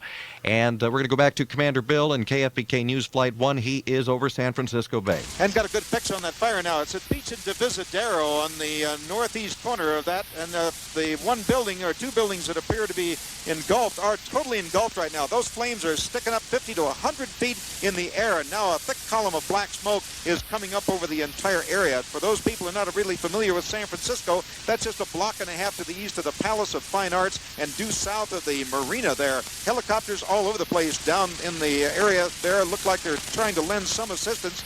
Can't see much in the way of collapsed buildings at this altitude, David, unless they were really big ones. But we do know that there's some damage down there, and you can see wow, there's another big flare that just came out of that fire. It doesn't look like they're in any danger of that fire spreading, though. Fire equipment is on the scene. They appear to have contained the fire to the one building right now. Again, we still have one section that has collapsed on the east side of Yerba Buena Island in the westbound direction on the Bay Bridge. That collapsed one is now rested. Bill, we're losing your signal. Maybe you can get a little elevation or something. Oh, we're about a mile and a half up right now. It shouldn't be any problem. I think it may be that link tie in there. If they've got an engineer on the job there, may be able to handle that. But the upper deck of the Bay Bridge between the toll plaza and Yerba Buena Island, a 40-foot section collapsed and resting on the eastbound lanes below. Emergency equipment still searching the water below that point for possible vehicles that went over the side of that point. There's still 8 or 9 vessels down there, plus frogmen reported on the scene in the water. And other than that, and other than the massive traffic jams everywhere you look over here, it looks remarkably placid. They put out the fire on the Nimitz Freeway. I'm going to try to get over there and see how extensive the damage is there. The fire is Berkeley right now at the library, on campus, and in Marin City. All right. Thank you, Bill. We're going to try to get somebody, see if we can fix that technical problem we were having toward the end of Bill's report. Would somebody find an engineer and ask them if they can make contact with Bill on the two-way and see if they can do something about the relay connection. All right. Thank you very much. We have KFBK reporter Don Andrews, who is headed over to the Office of Emergency Services here in Sacramento at Sierra College at the seismographic station. There is KFBK's Steve Taliano. Steve, what more do you have? Right now, I'm with meteorologist Dennis Fox, and how do you compare this to the big one of 1906? I know a lot of people are concerned about that. You say this isn't nearly as bad as that was. No, there's no question that this is not the big earthquake that everybody is waiting for in the Bay Area. The 1906 earthquake was estimated to be about 8.3 on the Richter scale. And what people don't realize is that for every whole number increase on the Richter scale, there is approximately a 30 times increase in the energy released. So, for example, a 6.3 earthquake compared to an 8.3 earthquake, the 8.3 earthquake would have released about 30 times 30, or about 900 times the energy. And this is the type of earthquake that San Francisco and the Bay Area is still waiting to experience. Now, what about some people feeling it here in Sacramento and some people not feeling it here? Why would I feel it and other people not feel it in the same general area? A lot of it has to do with the type of rock that the building or structure is built upon. In Rockland, for example, we have large granite outcrops, and when an earthquake hits, the granite being very consolidated and very hard will move as a unit, whereas in the Bay Area, Candlestick Park in particular, and the International Airport are all built on landfill. And landfill is basically unconsolidated material, and it has the ability to amplify the shaking so that it's felt more prominently. So in Sacramento, I imagine some people felt it and some didn't, depending on exactly what type of rock outcrop they happen to be on top of at the time. I'm talking with geologist Dennis Fox. Dennis, you were on your way home when you heard about the earthquake on KFBK, came back, and you took a look at the seismographic machine here. What were your first impressions when you looked at it and saw how much the needle had moved? Well, I knew it was a good-sized earthquake. Our seismograph is not calibrated for distance, so we could not accurately determine the magnitude of the earthquake, but without a doubt, it was a large quake. We could visually estimate by just looking at the size of the displacement on the line, the amplitude of the wiggle. Steve, yes, Dave. Could you hand Dennis the phone? Let me ask him a question. Sure, Dennis. Dave would like to talk to you for a second. Yes, Dave. Dennis, we have the report from Caltech that this quake was caused by two tectonic plates sliding against each other in a horizontal grinding motion rather than striking each other head-on. Can you explain that to us? Yes. One type of earthquake motion involves when large masses or blocks of the Earth's crust slide or slip past each other rather than one overriding the other. We refer to that as a lateral fault. And the San Andreas fault and the faults related to it are predominantly lateral faults that have this type of sideways motion. Okay, that's the way we interpreted that information. Tim Roy, I think, has a question for you too. When you talk about that, when you talk about the lateral movement on that, I think so. Explain a little bit what happened today as opposed to what could have happened. I'm not sure I understand your. Well, they were saying before that this type of motion, the earthquake, is better than having, say, a different type of a motion which could have caused, say, a stronger earthquake. Well, again, the earthquake that occurred in 1906 was an 8.3 earthquake, and it was centered along the San Andreas Fault. And the displacement in 1906 was measured at many tens of meters in some locations.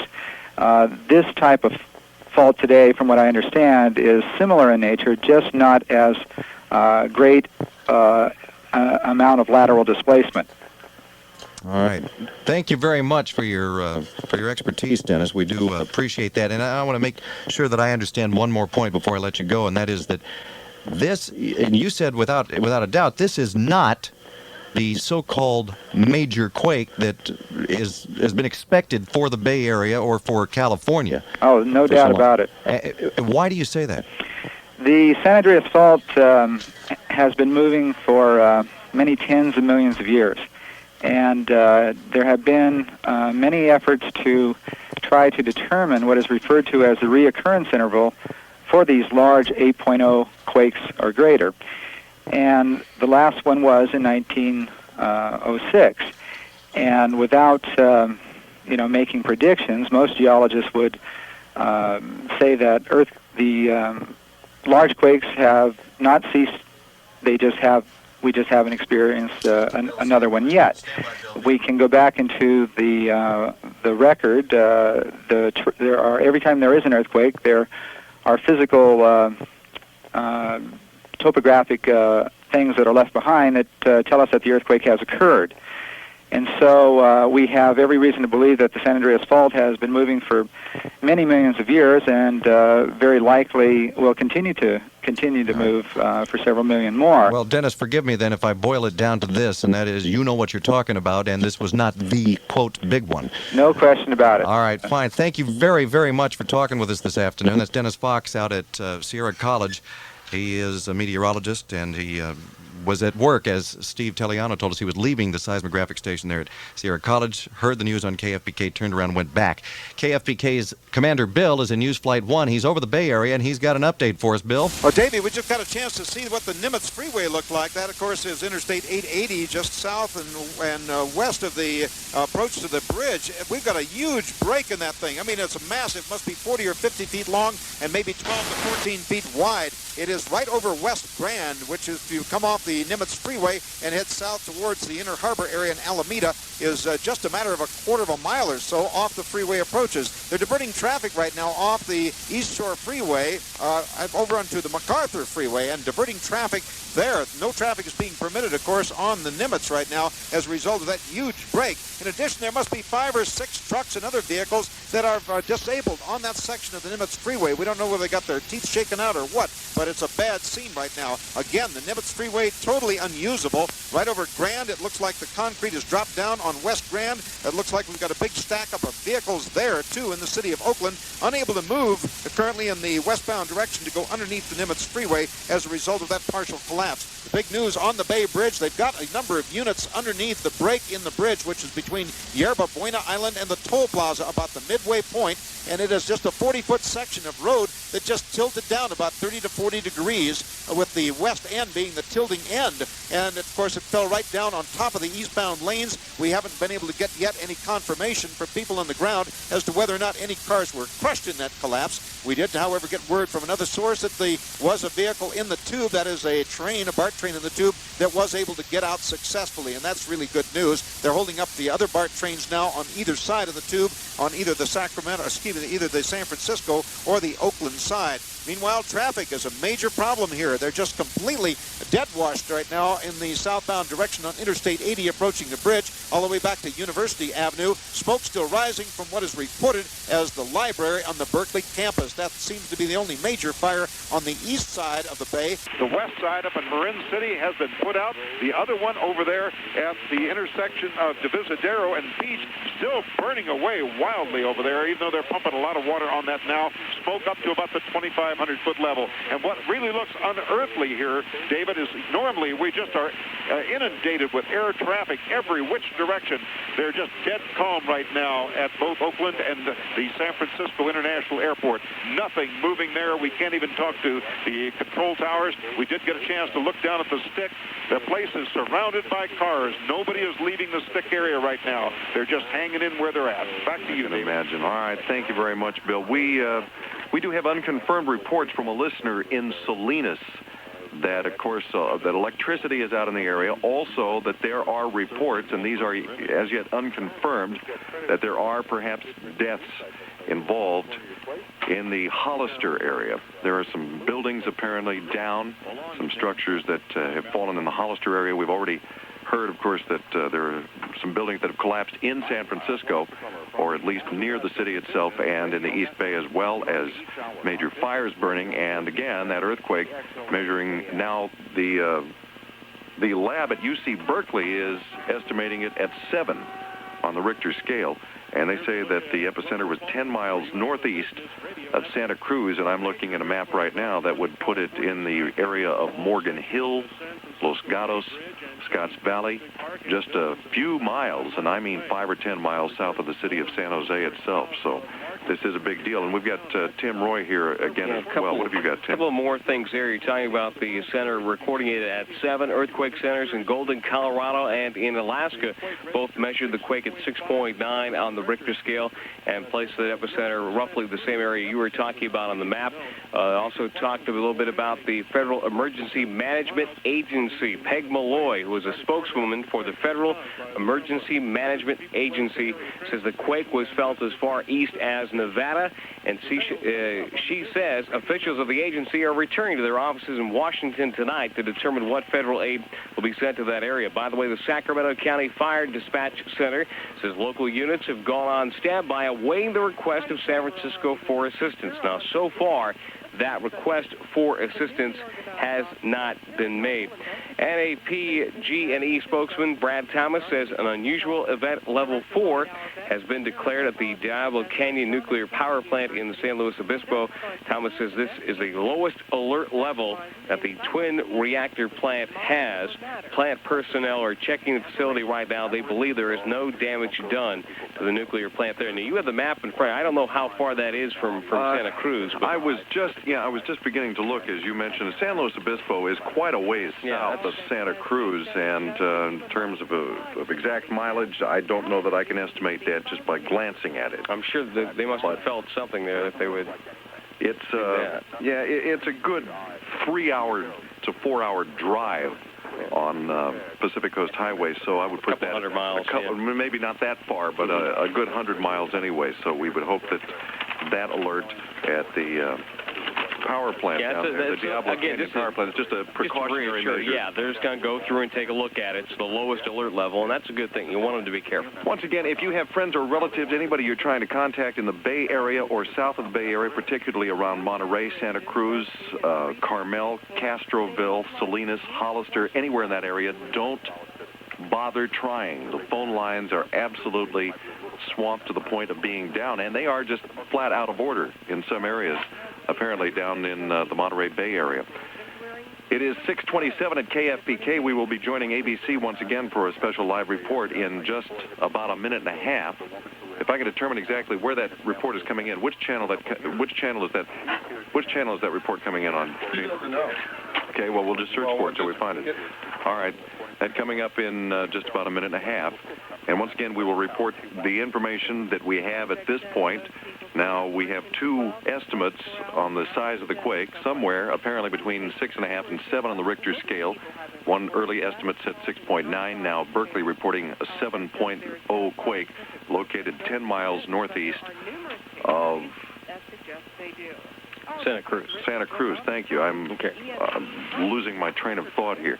As we told you earlier, a portion of the Bay Bridge has collapsed. A portion east of Yerba Buena Island, the upper structure, which is the westbound lanes, falling down onto the lower structure. We still have no confirmed reports of injuries or deaths there. Also, buildings have collapsed, apparently, in the Bay Area.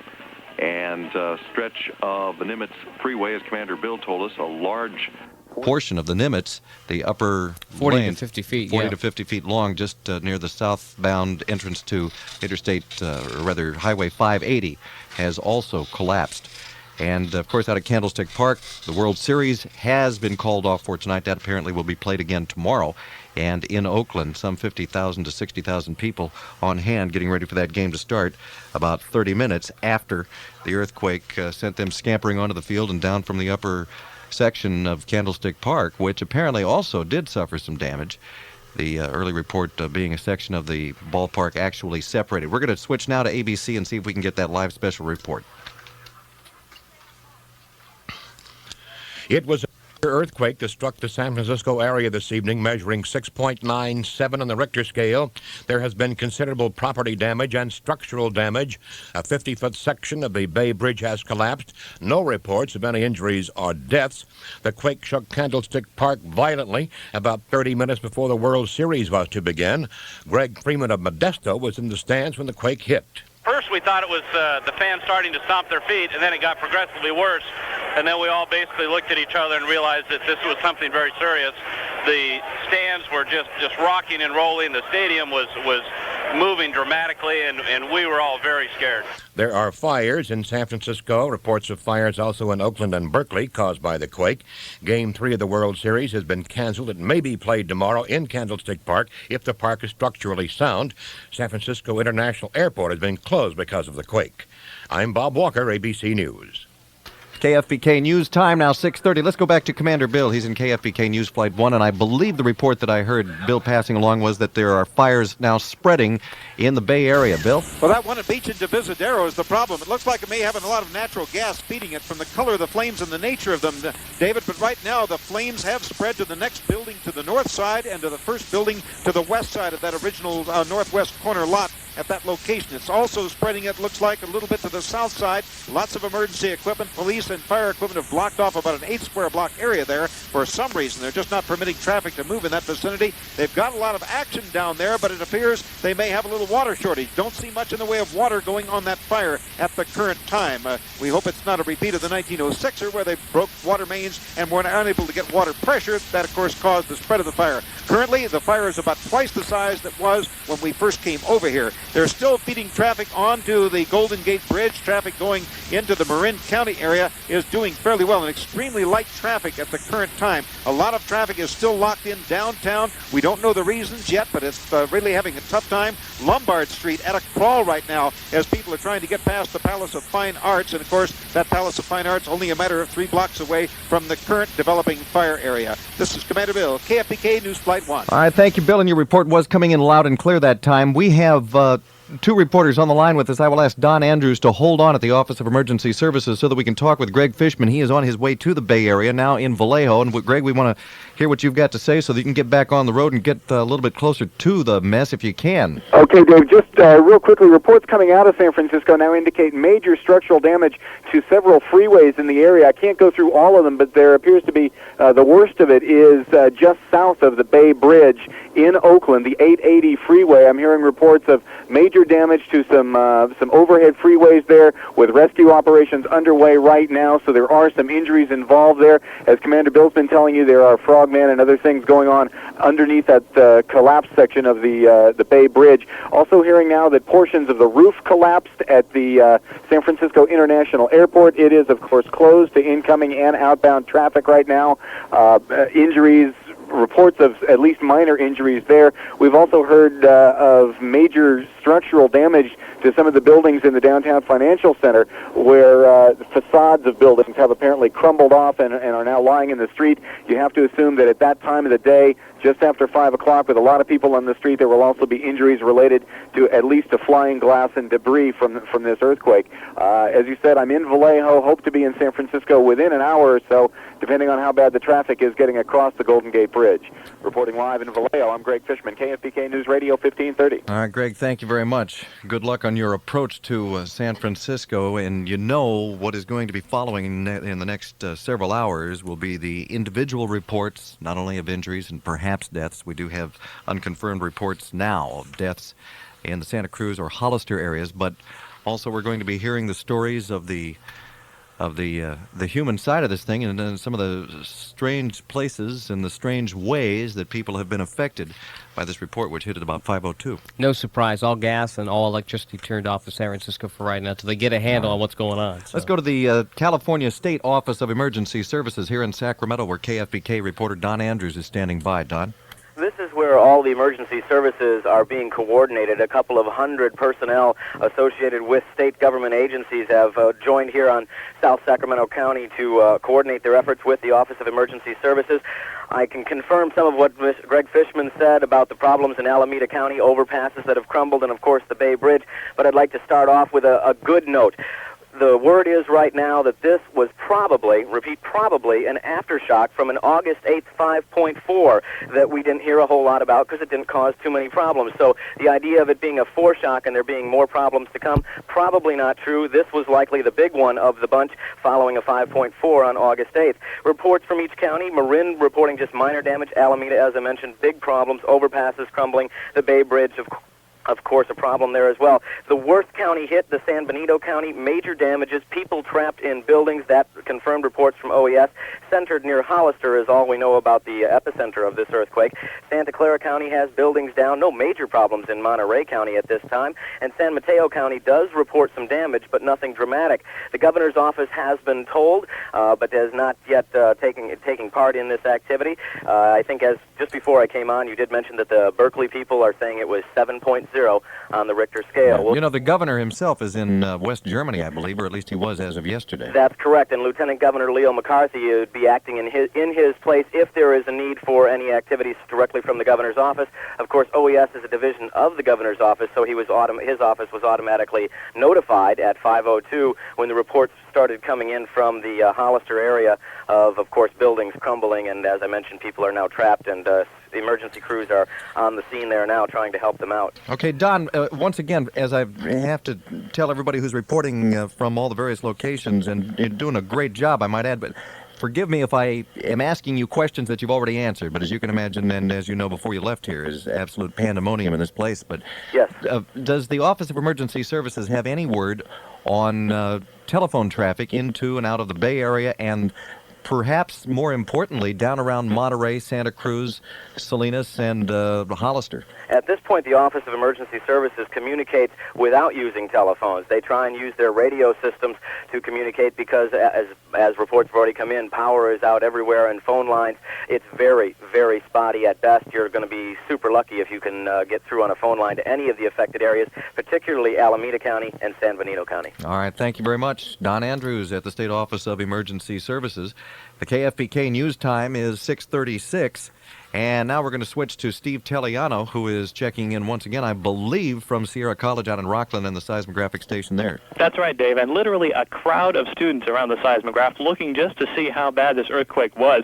Apparently, according to the register on this, it was about a 6, but they say this is not accurate and it's hard to tell from this far away. Did manage to get up close enough to look and see that there have not been any aftershocks lately, and none of the aftershocks were anywhere near as severe as that first initial jolt.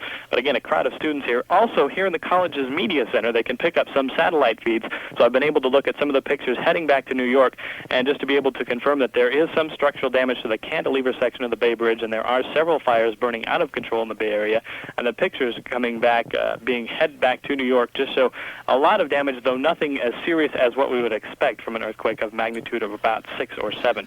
But a lot of people here and a lot of people concerned. It turns out that a lot of people up here who are here right now are wondering about relatives, friends, etc. in the Bay Area and in areas being affected by the earthquake. As you can well imagine, and thank you, Steve. Once again, there's apparently just no way to reach anybody by phone in the Bay Area, so you're just going to have to be patient, hope for the best. We do have a report from Commander Bill now that apparently San Francisco International Airport has reopened for limited outgoing flights.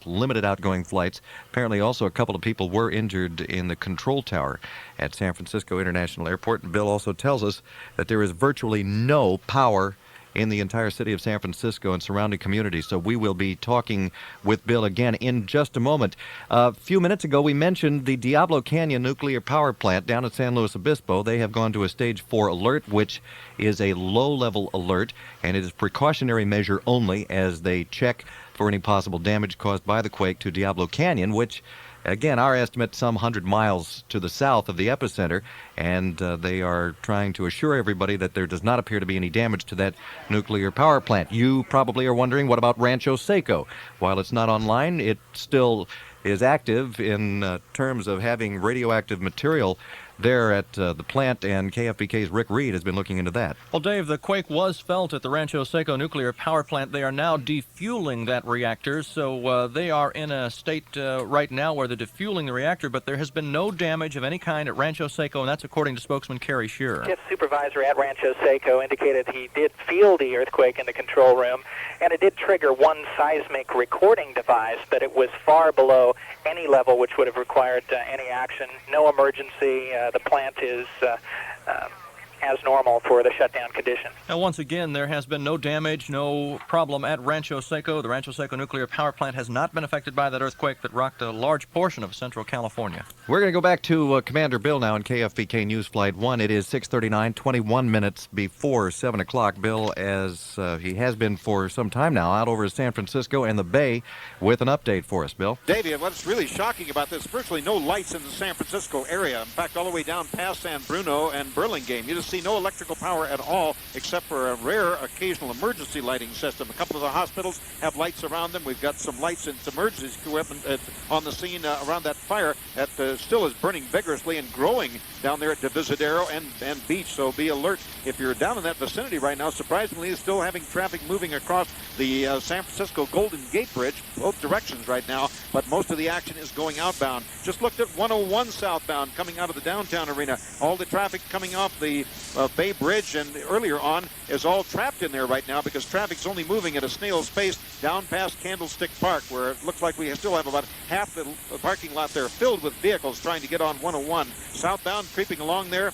We did talk to the tower operator at San Francisco International Airport. 2 people were injured there from flying glass as the glass literally was shaken out of the frames there in the tower. They had serious damage in the tower. They've also checked the airport. They have a number of cracks around the area, but they're permitting outbound traffic to leave there at the present time, but no outbound traffic from Alameda Naval Air Station or from Oakland International Airport, and no inbound traffic to any of them now. Over the San Francisco area itself, this is Commander Bill, KFBK News Flight 1. Bill, how are you doing on fuel?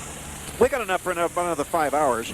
Oh, you do? Okay, yeah, good. we can stay up for quite a while, yeah. Tim's got a question for you. Bill, I wanted to know, when you talked to the tower, was there any damage to the runways at all? Yes, they did have several cracks, but they're permitting them to use runway 11 right now, which heads out in the southeastbound direction. However, the amount of traffic out of there has been extremely limited. About the only air traffic you're seeing down here now, Tim, are people who are up in helicopters, emergency aircraft all over the place. It's obvious we've got a few from McClellan Air Force Base down here. The Jolly Green Giants and the rescue operation are down here looking for those people who may have gone off the Bay Bridge in that earlier breakage of the upper deck.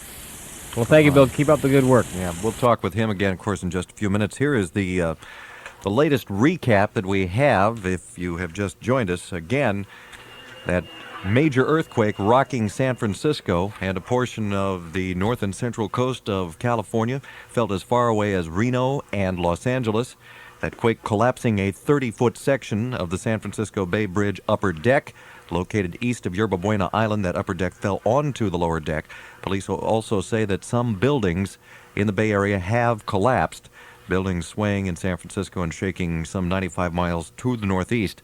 And at least, and I am reading this from the Associated Press, so as I go along, I'm trying to avoid repeating myself. It's a head-shaking incident. And trying to edit some of the information a little bit. When I say edit, I'm talking about simply putting this into better order. There are, not to leave anything out, there are major fires burning in and around San Francisco following that quake, which hit apparently now at about 5:04, and experts are putting the strength of that quake somewhere between 6.5 and 7 on the Richter scale. And if you were wondering how that measures up historically, the 1906 quake was 8.3, and 8.3 is some 900 times stronger than 6.3. So this one is 6.5 to 7. Still a major, major earthquake. I tell you what, we've got a guy on another line, I think we do, and Rick Reed brought this in. Ken Johnson is on Highway 101 between Salinas and Hollister, and I think he's with us now on his car phone. Ken, are you there? Yes, I'm here. Go ahead. Where are you exactly? I've got a map here in front of me. Well, we were, at the time of the earthquake, we were on Highway 101 between Salinas and Hollister. We were in Hollister within 5 or 10 minutes after the time of the actual first tremor. Man, you were virtually right in the dead center of it, weren't you? I can tell you we were rocking and rolling. On Highway 101, there was such a shaking that we thought we had a flat tire, pulled the car off the road, and everybody else was pulling off at the same time, and a highway patrolman came along with his squawk box and told us to go ahead and drive on, that it was an earthquake. He said it was just an earthquake, to use his words, and we didn't have flat tires, keep moving. Okay, we have had unconfirmed reports of deaths in that area. Now, I stress again that is unconfirmed. Have you heard anything of that sort? Well, we heard on one radio station that perhaps there were a number of deaths in the Bay Area. When we went through Hollister right after the initial tremor, we saw a couple of older homes that were literally collapsed, and all the power was out, and they had policemen out directing traffic. It was rather difficult to get through there, but it was interesting. Okay. All right, Ken, thank you very much for talking with us this afternoon. You bet, bye. There's Ken, and I'm sorry I've forgotten his last name, but he was a listener. Ken Johnson. Johnson, thank you. And he was down in the area when the earthquake struck. 644 at KFBK. Now on the line with us from San Francisco. And our sister station, television station KPIX, Brian Sussman. Brian, what's going on? Well, it's been quite an afternoon and evening, as you can imagine. We have reports, as you have probably mentioned, of this being a 7.0 earthquake. People talk about the Richter scale, probably with not a lot of relation to what they're speaking of.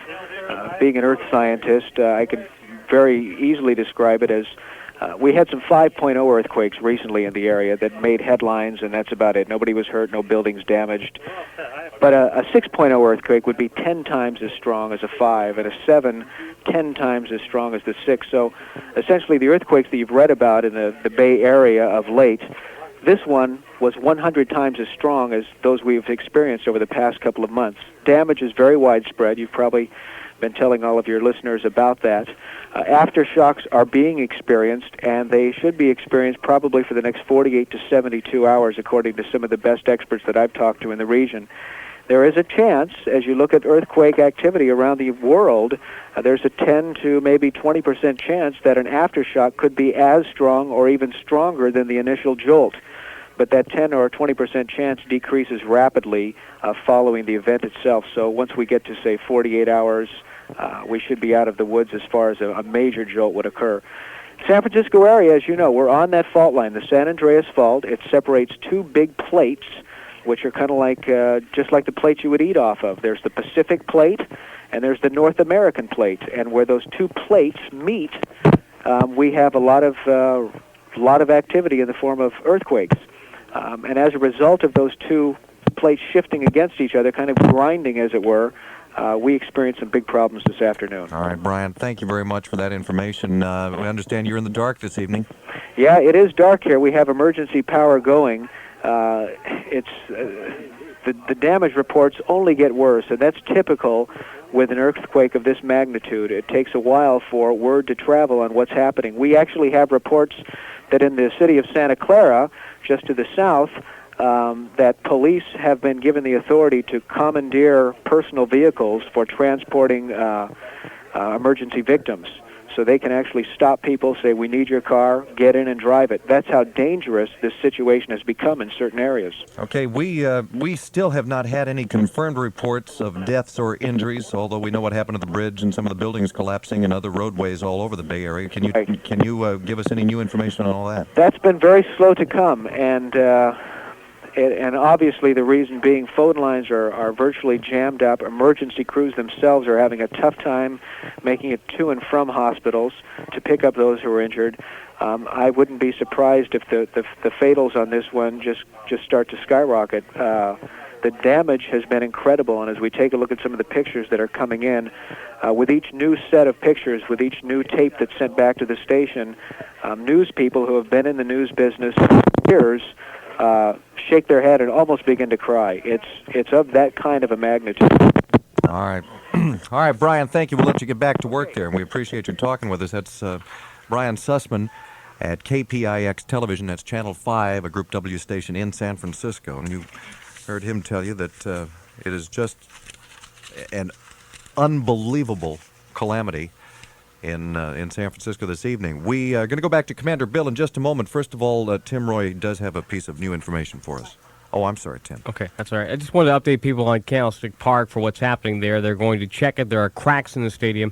Baseball Commissioner Fay Vincent says the extent of the damage won't be known until later in the night. No major injuries reported at this time at Candlestick, and with all the communication going in and out of there, you would assume that's a very good sign. A section in the upper stands in right field separated about 6 inches. We've been talking about that before. Several cracks going down the concrete aisle there broke off. Fans carried off chunks of concrete for souvenirs, including a block about 2 feet long. And one fan says big pieces of metal fell on the heads of some of those who were in attendance there. Light towers going back and forth, and basically they're going to check out Candlestick. And of course, as you know, the game has been called off tonight, rightfully so, and they'll make a determination whether to play Game 3 tomorrow, either at Candlestick. We've heard both things. We've heard they're going to play in Oakland. We've heard they're going to check Candlestick out and play it there. Just a few minutes ago, we had somebody on the line from Monterey, but we have apparently lost connection with that woman, and we're going to try to get back to her.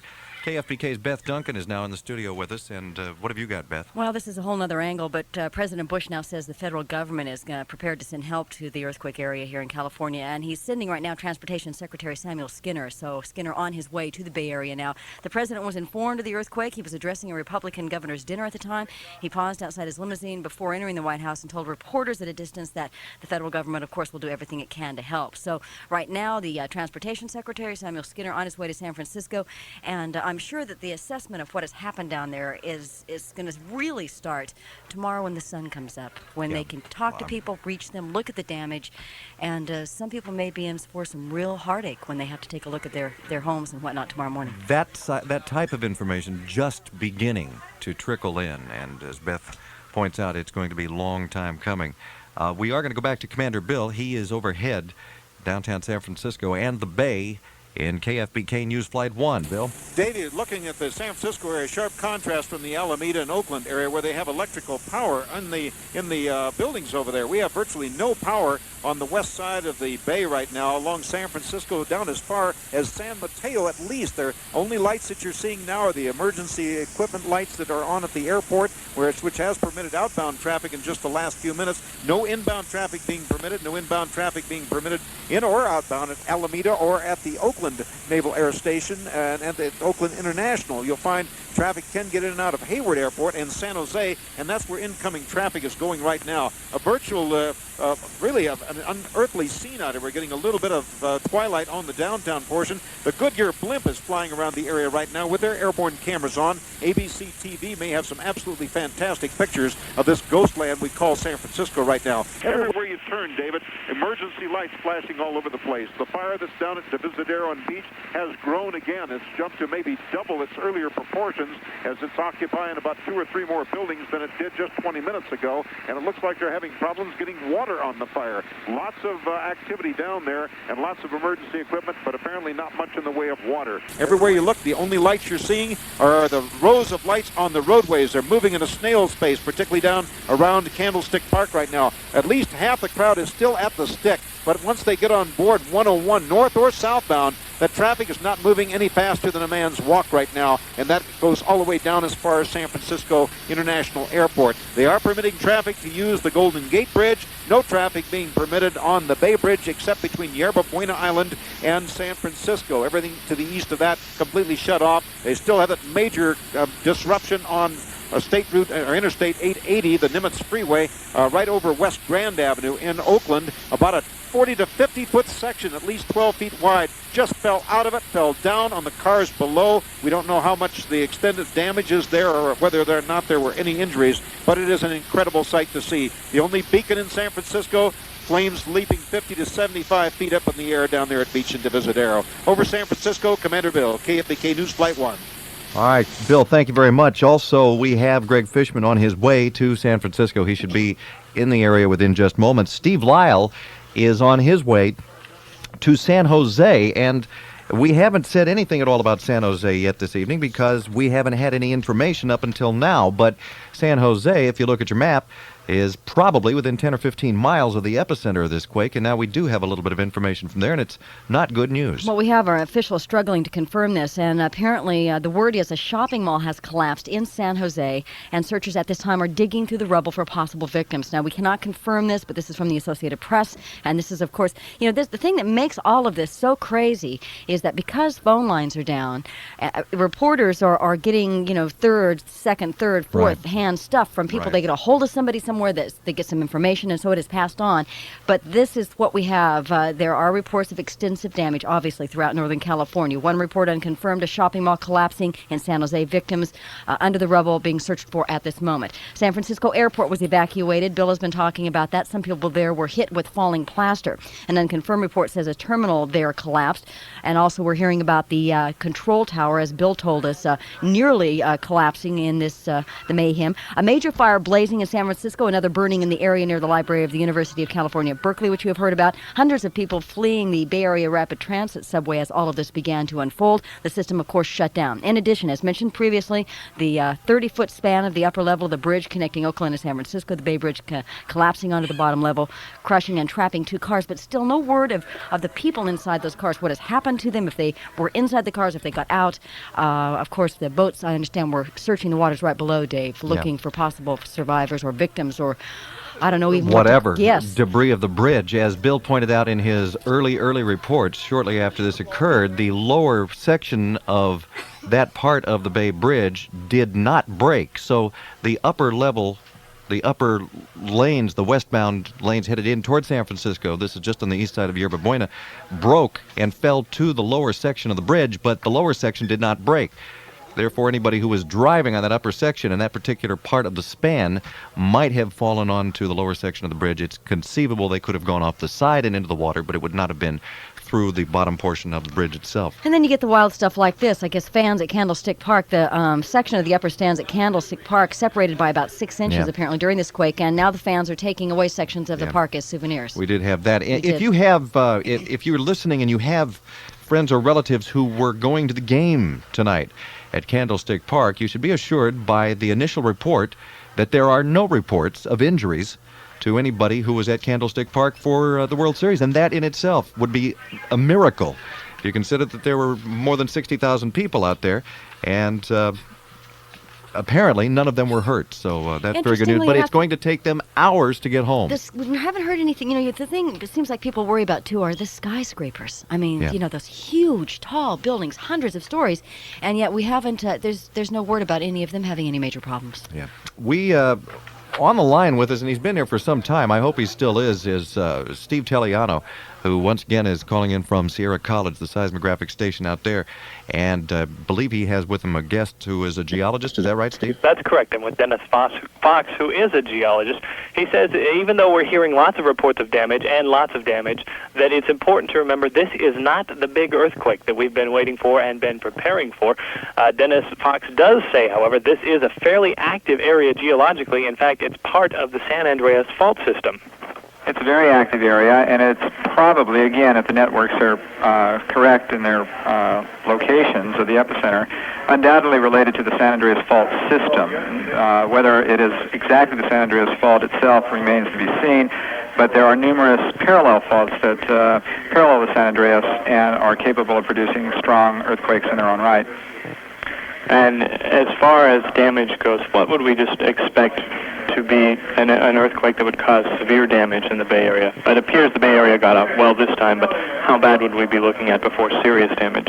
Well, again, an earthquake of magnitude 6 to 7 is considered to be a moderate-sized earthquake, one capable of producing local damage, as we are seeing.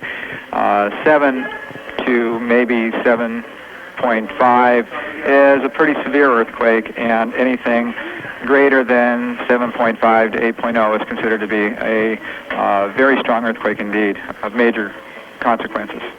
As a geologist, do you find this interesting, just a large earthquake? Oh yes, it's always exciting. It's always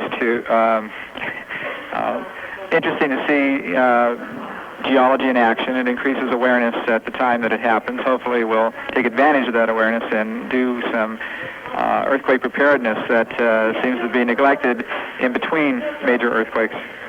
Steve, we're going to have to interrupt you right now. Thank you very much to you and to Dennis for talking. We're going to be taking a live report from ABC in just a moment. And also in just a moment before that, we will talk with meteorologist Tom Loftman, who knows a little bit about the faults in this area. But we are now getting an unconfirmed report that a portion of the bottom section of the Bay Bridge also collapsed, and we also have an initial report of a death, at least one death? CBS is now reporting that one person has died in the collapse of that Oakland Bay Bridge, and now a report from a CBS affiliate radio in San Francisco talking about the bottom of the Bay Bridge. In other words, the top section fell into the bottom section, and now we're hearing that the bottom section, where it was hit, is now collapsing. All right. It is just a minute before 7 o'clock, and coming up at about 30 seconds past 7, we will have a special report from ABC News. Right now, KFBK and Channel 13 meteorologist Tom Loftman. Tom? Well, you know, a lot of these problems they're going to be having in the Bay Area, besides the obvious problems, are going to be long range due to the transportation situation. Now, we know that you can't get over the Bay Bridge one direction or the other, and of course they're going to have to bring in structural engineers to look at that bridge very, very carefully before they ever let another car go over the bridge. How long that will take could be a long time. Now, you can imagine what's going to happen to the San Francisco Bay Area without the Bay Bridge open. And now they have to also look at all the other bridges in the Bay Area. We have reports that the San Mateo Bridge has been closed in both directions, and if the earthquake indeed was centered in the location between Santa Cruz and San Jose, they're going to have to look at the Dunbarton Bridge and make sure that's okay. Right now, if you were in the city, just about the only way you could get out of there and get home to wherever you were going would be to go over the Golden Gate Bridge, and we have seen a lot of photographs taken from the helicopters that the traffic trying to get over the Golden Gate Bridge is almost at a dead stop and probably will be for a long time. So I'd say transportation now is going to be a horrible problem for days, weeks, or perhaps months to come. Can well imagine that you're right about that. Thank you very much, Tom. Tom Loftman with that report. We will be back following a special report from ABC News. Of course, Commander Bill still overhead the Bay Area in News Flight 1. Greg Fishman should be arriving in San Francisco at any time. And KFBK's Steve Lyle on his way to San Jose, which I point out again, we haven't talked much about it, but it's about 10 or 15 miles from the epicenter of this major quake. Now a special live report from ABC.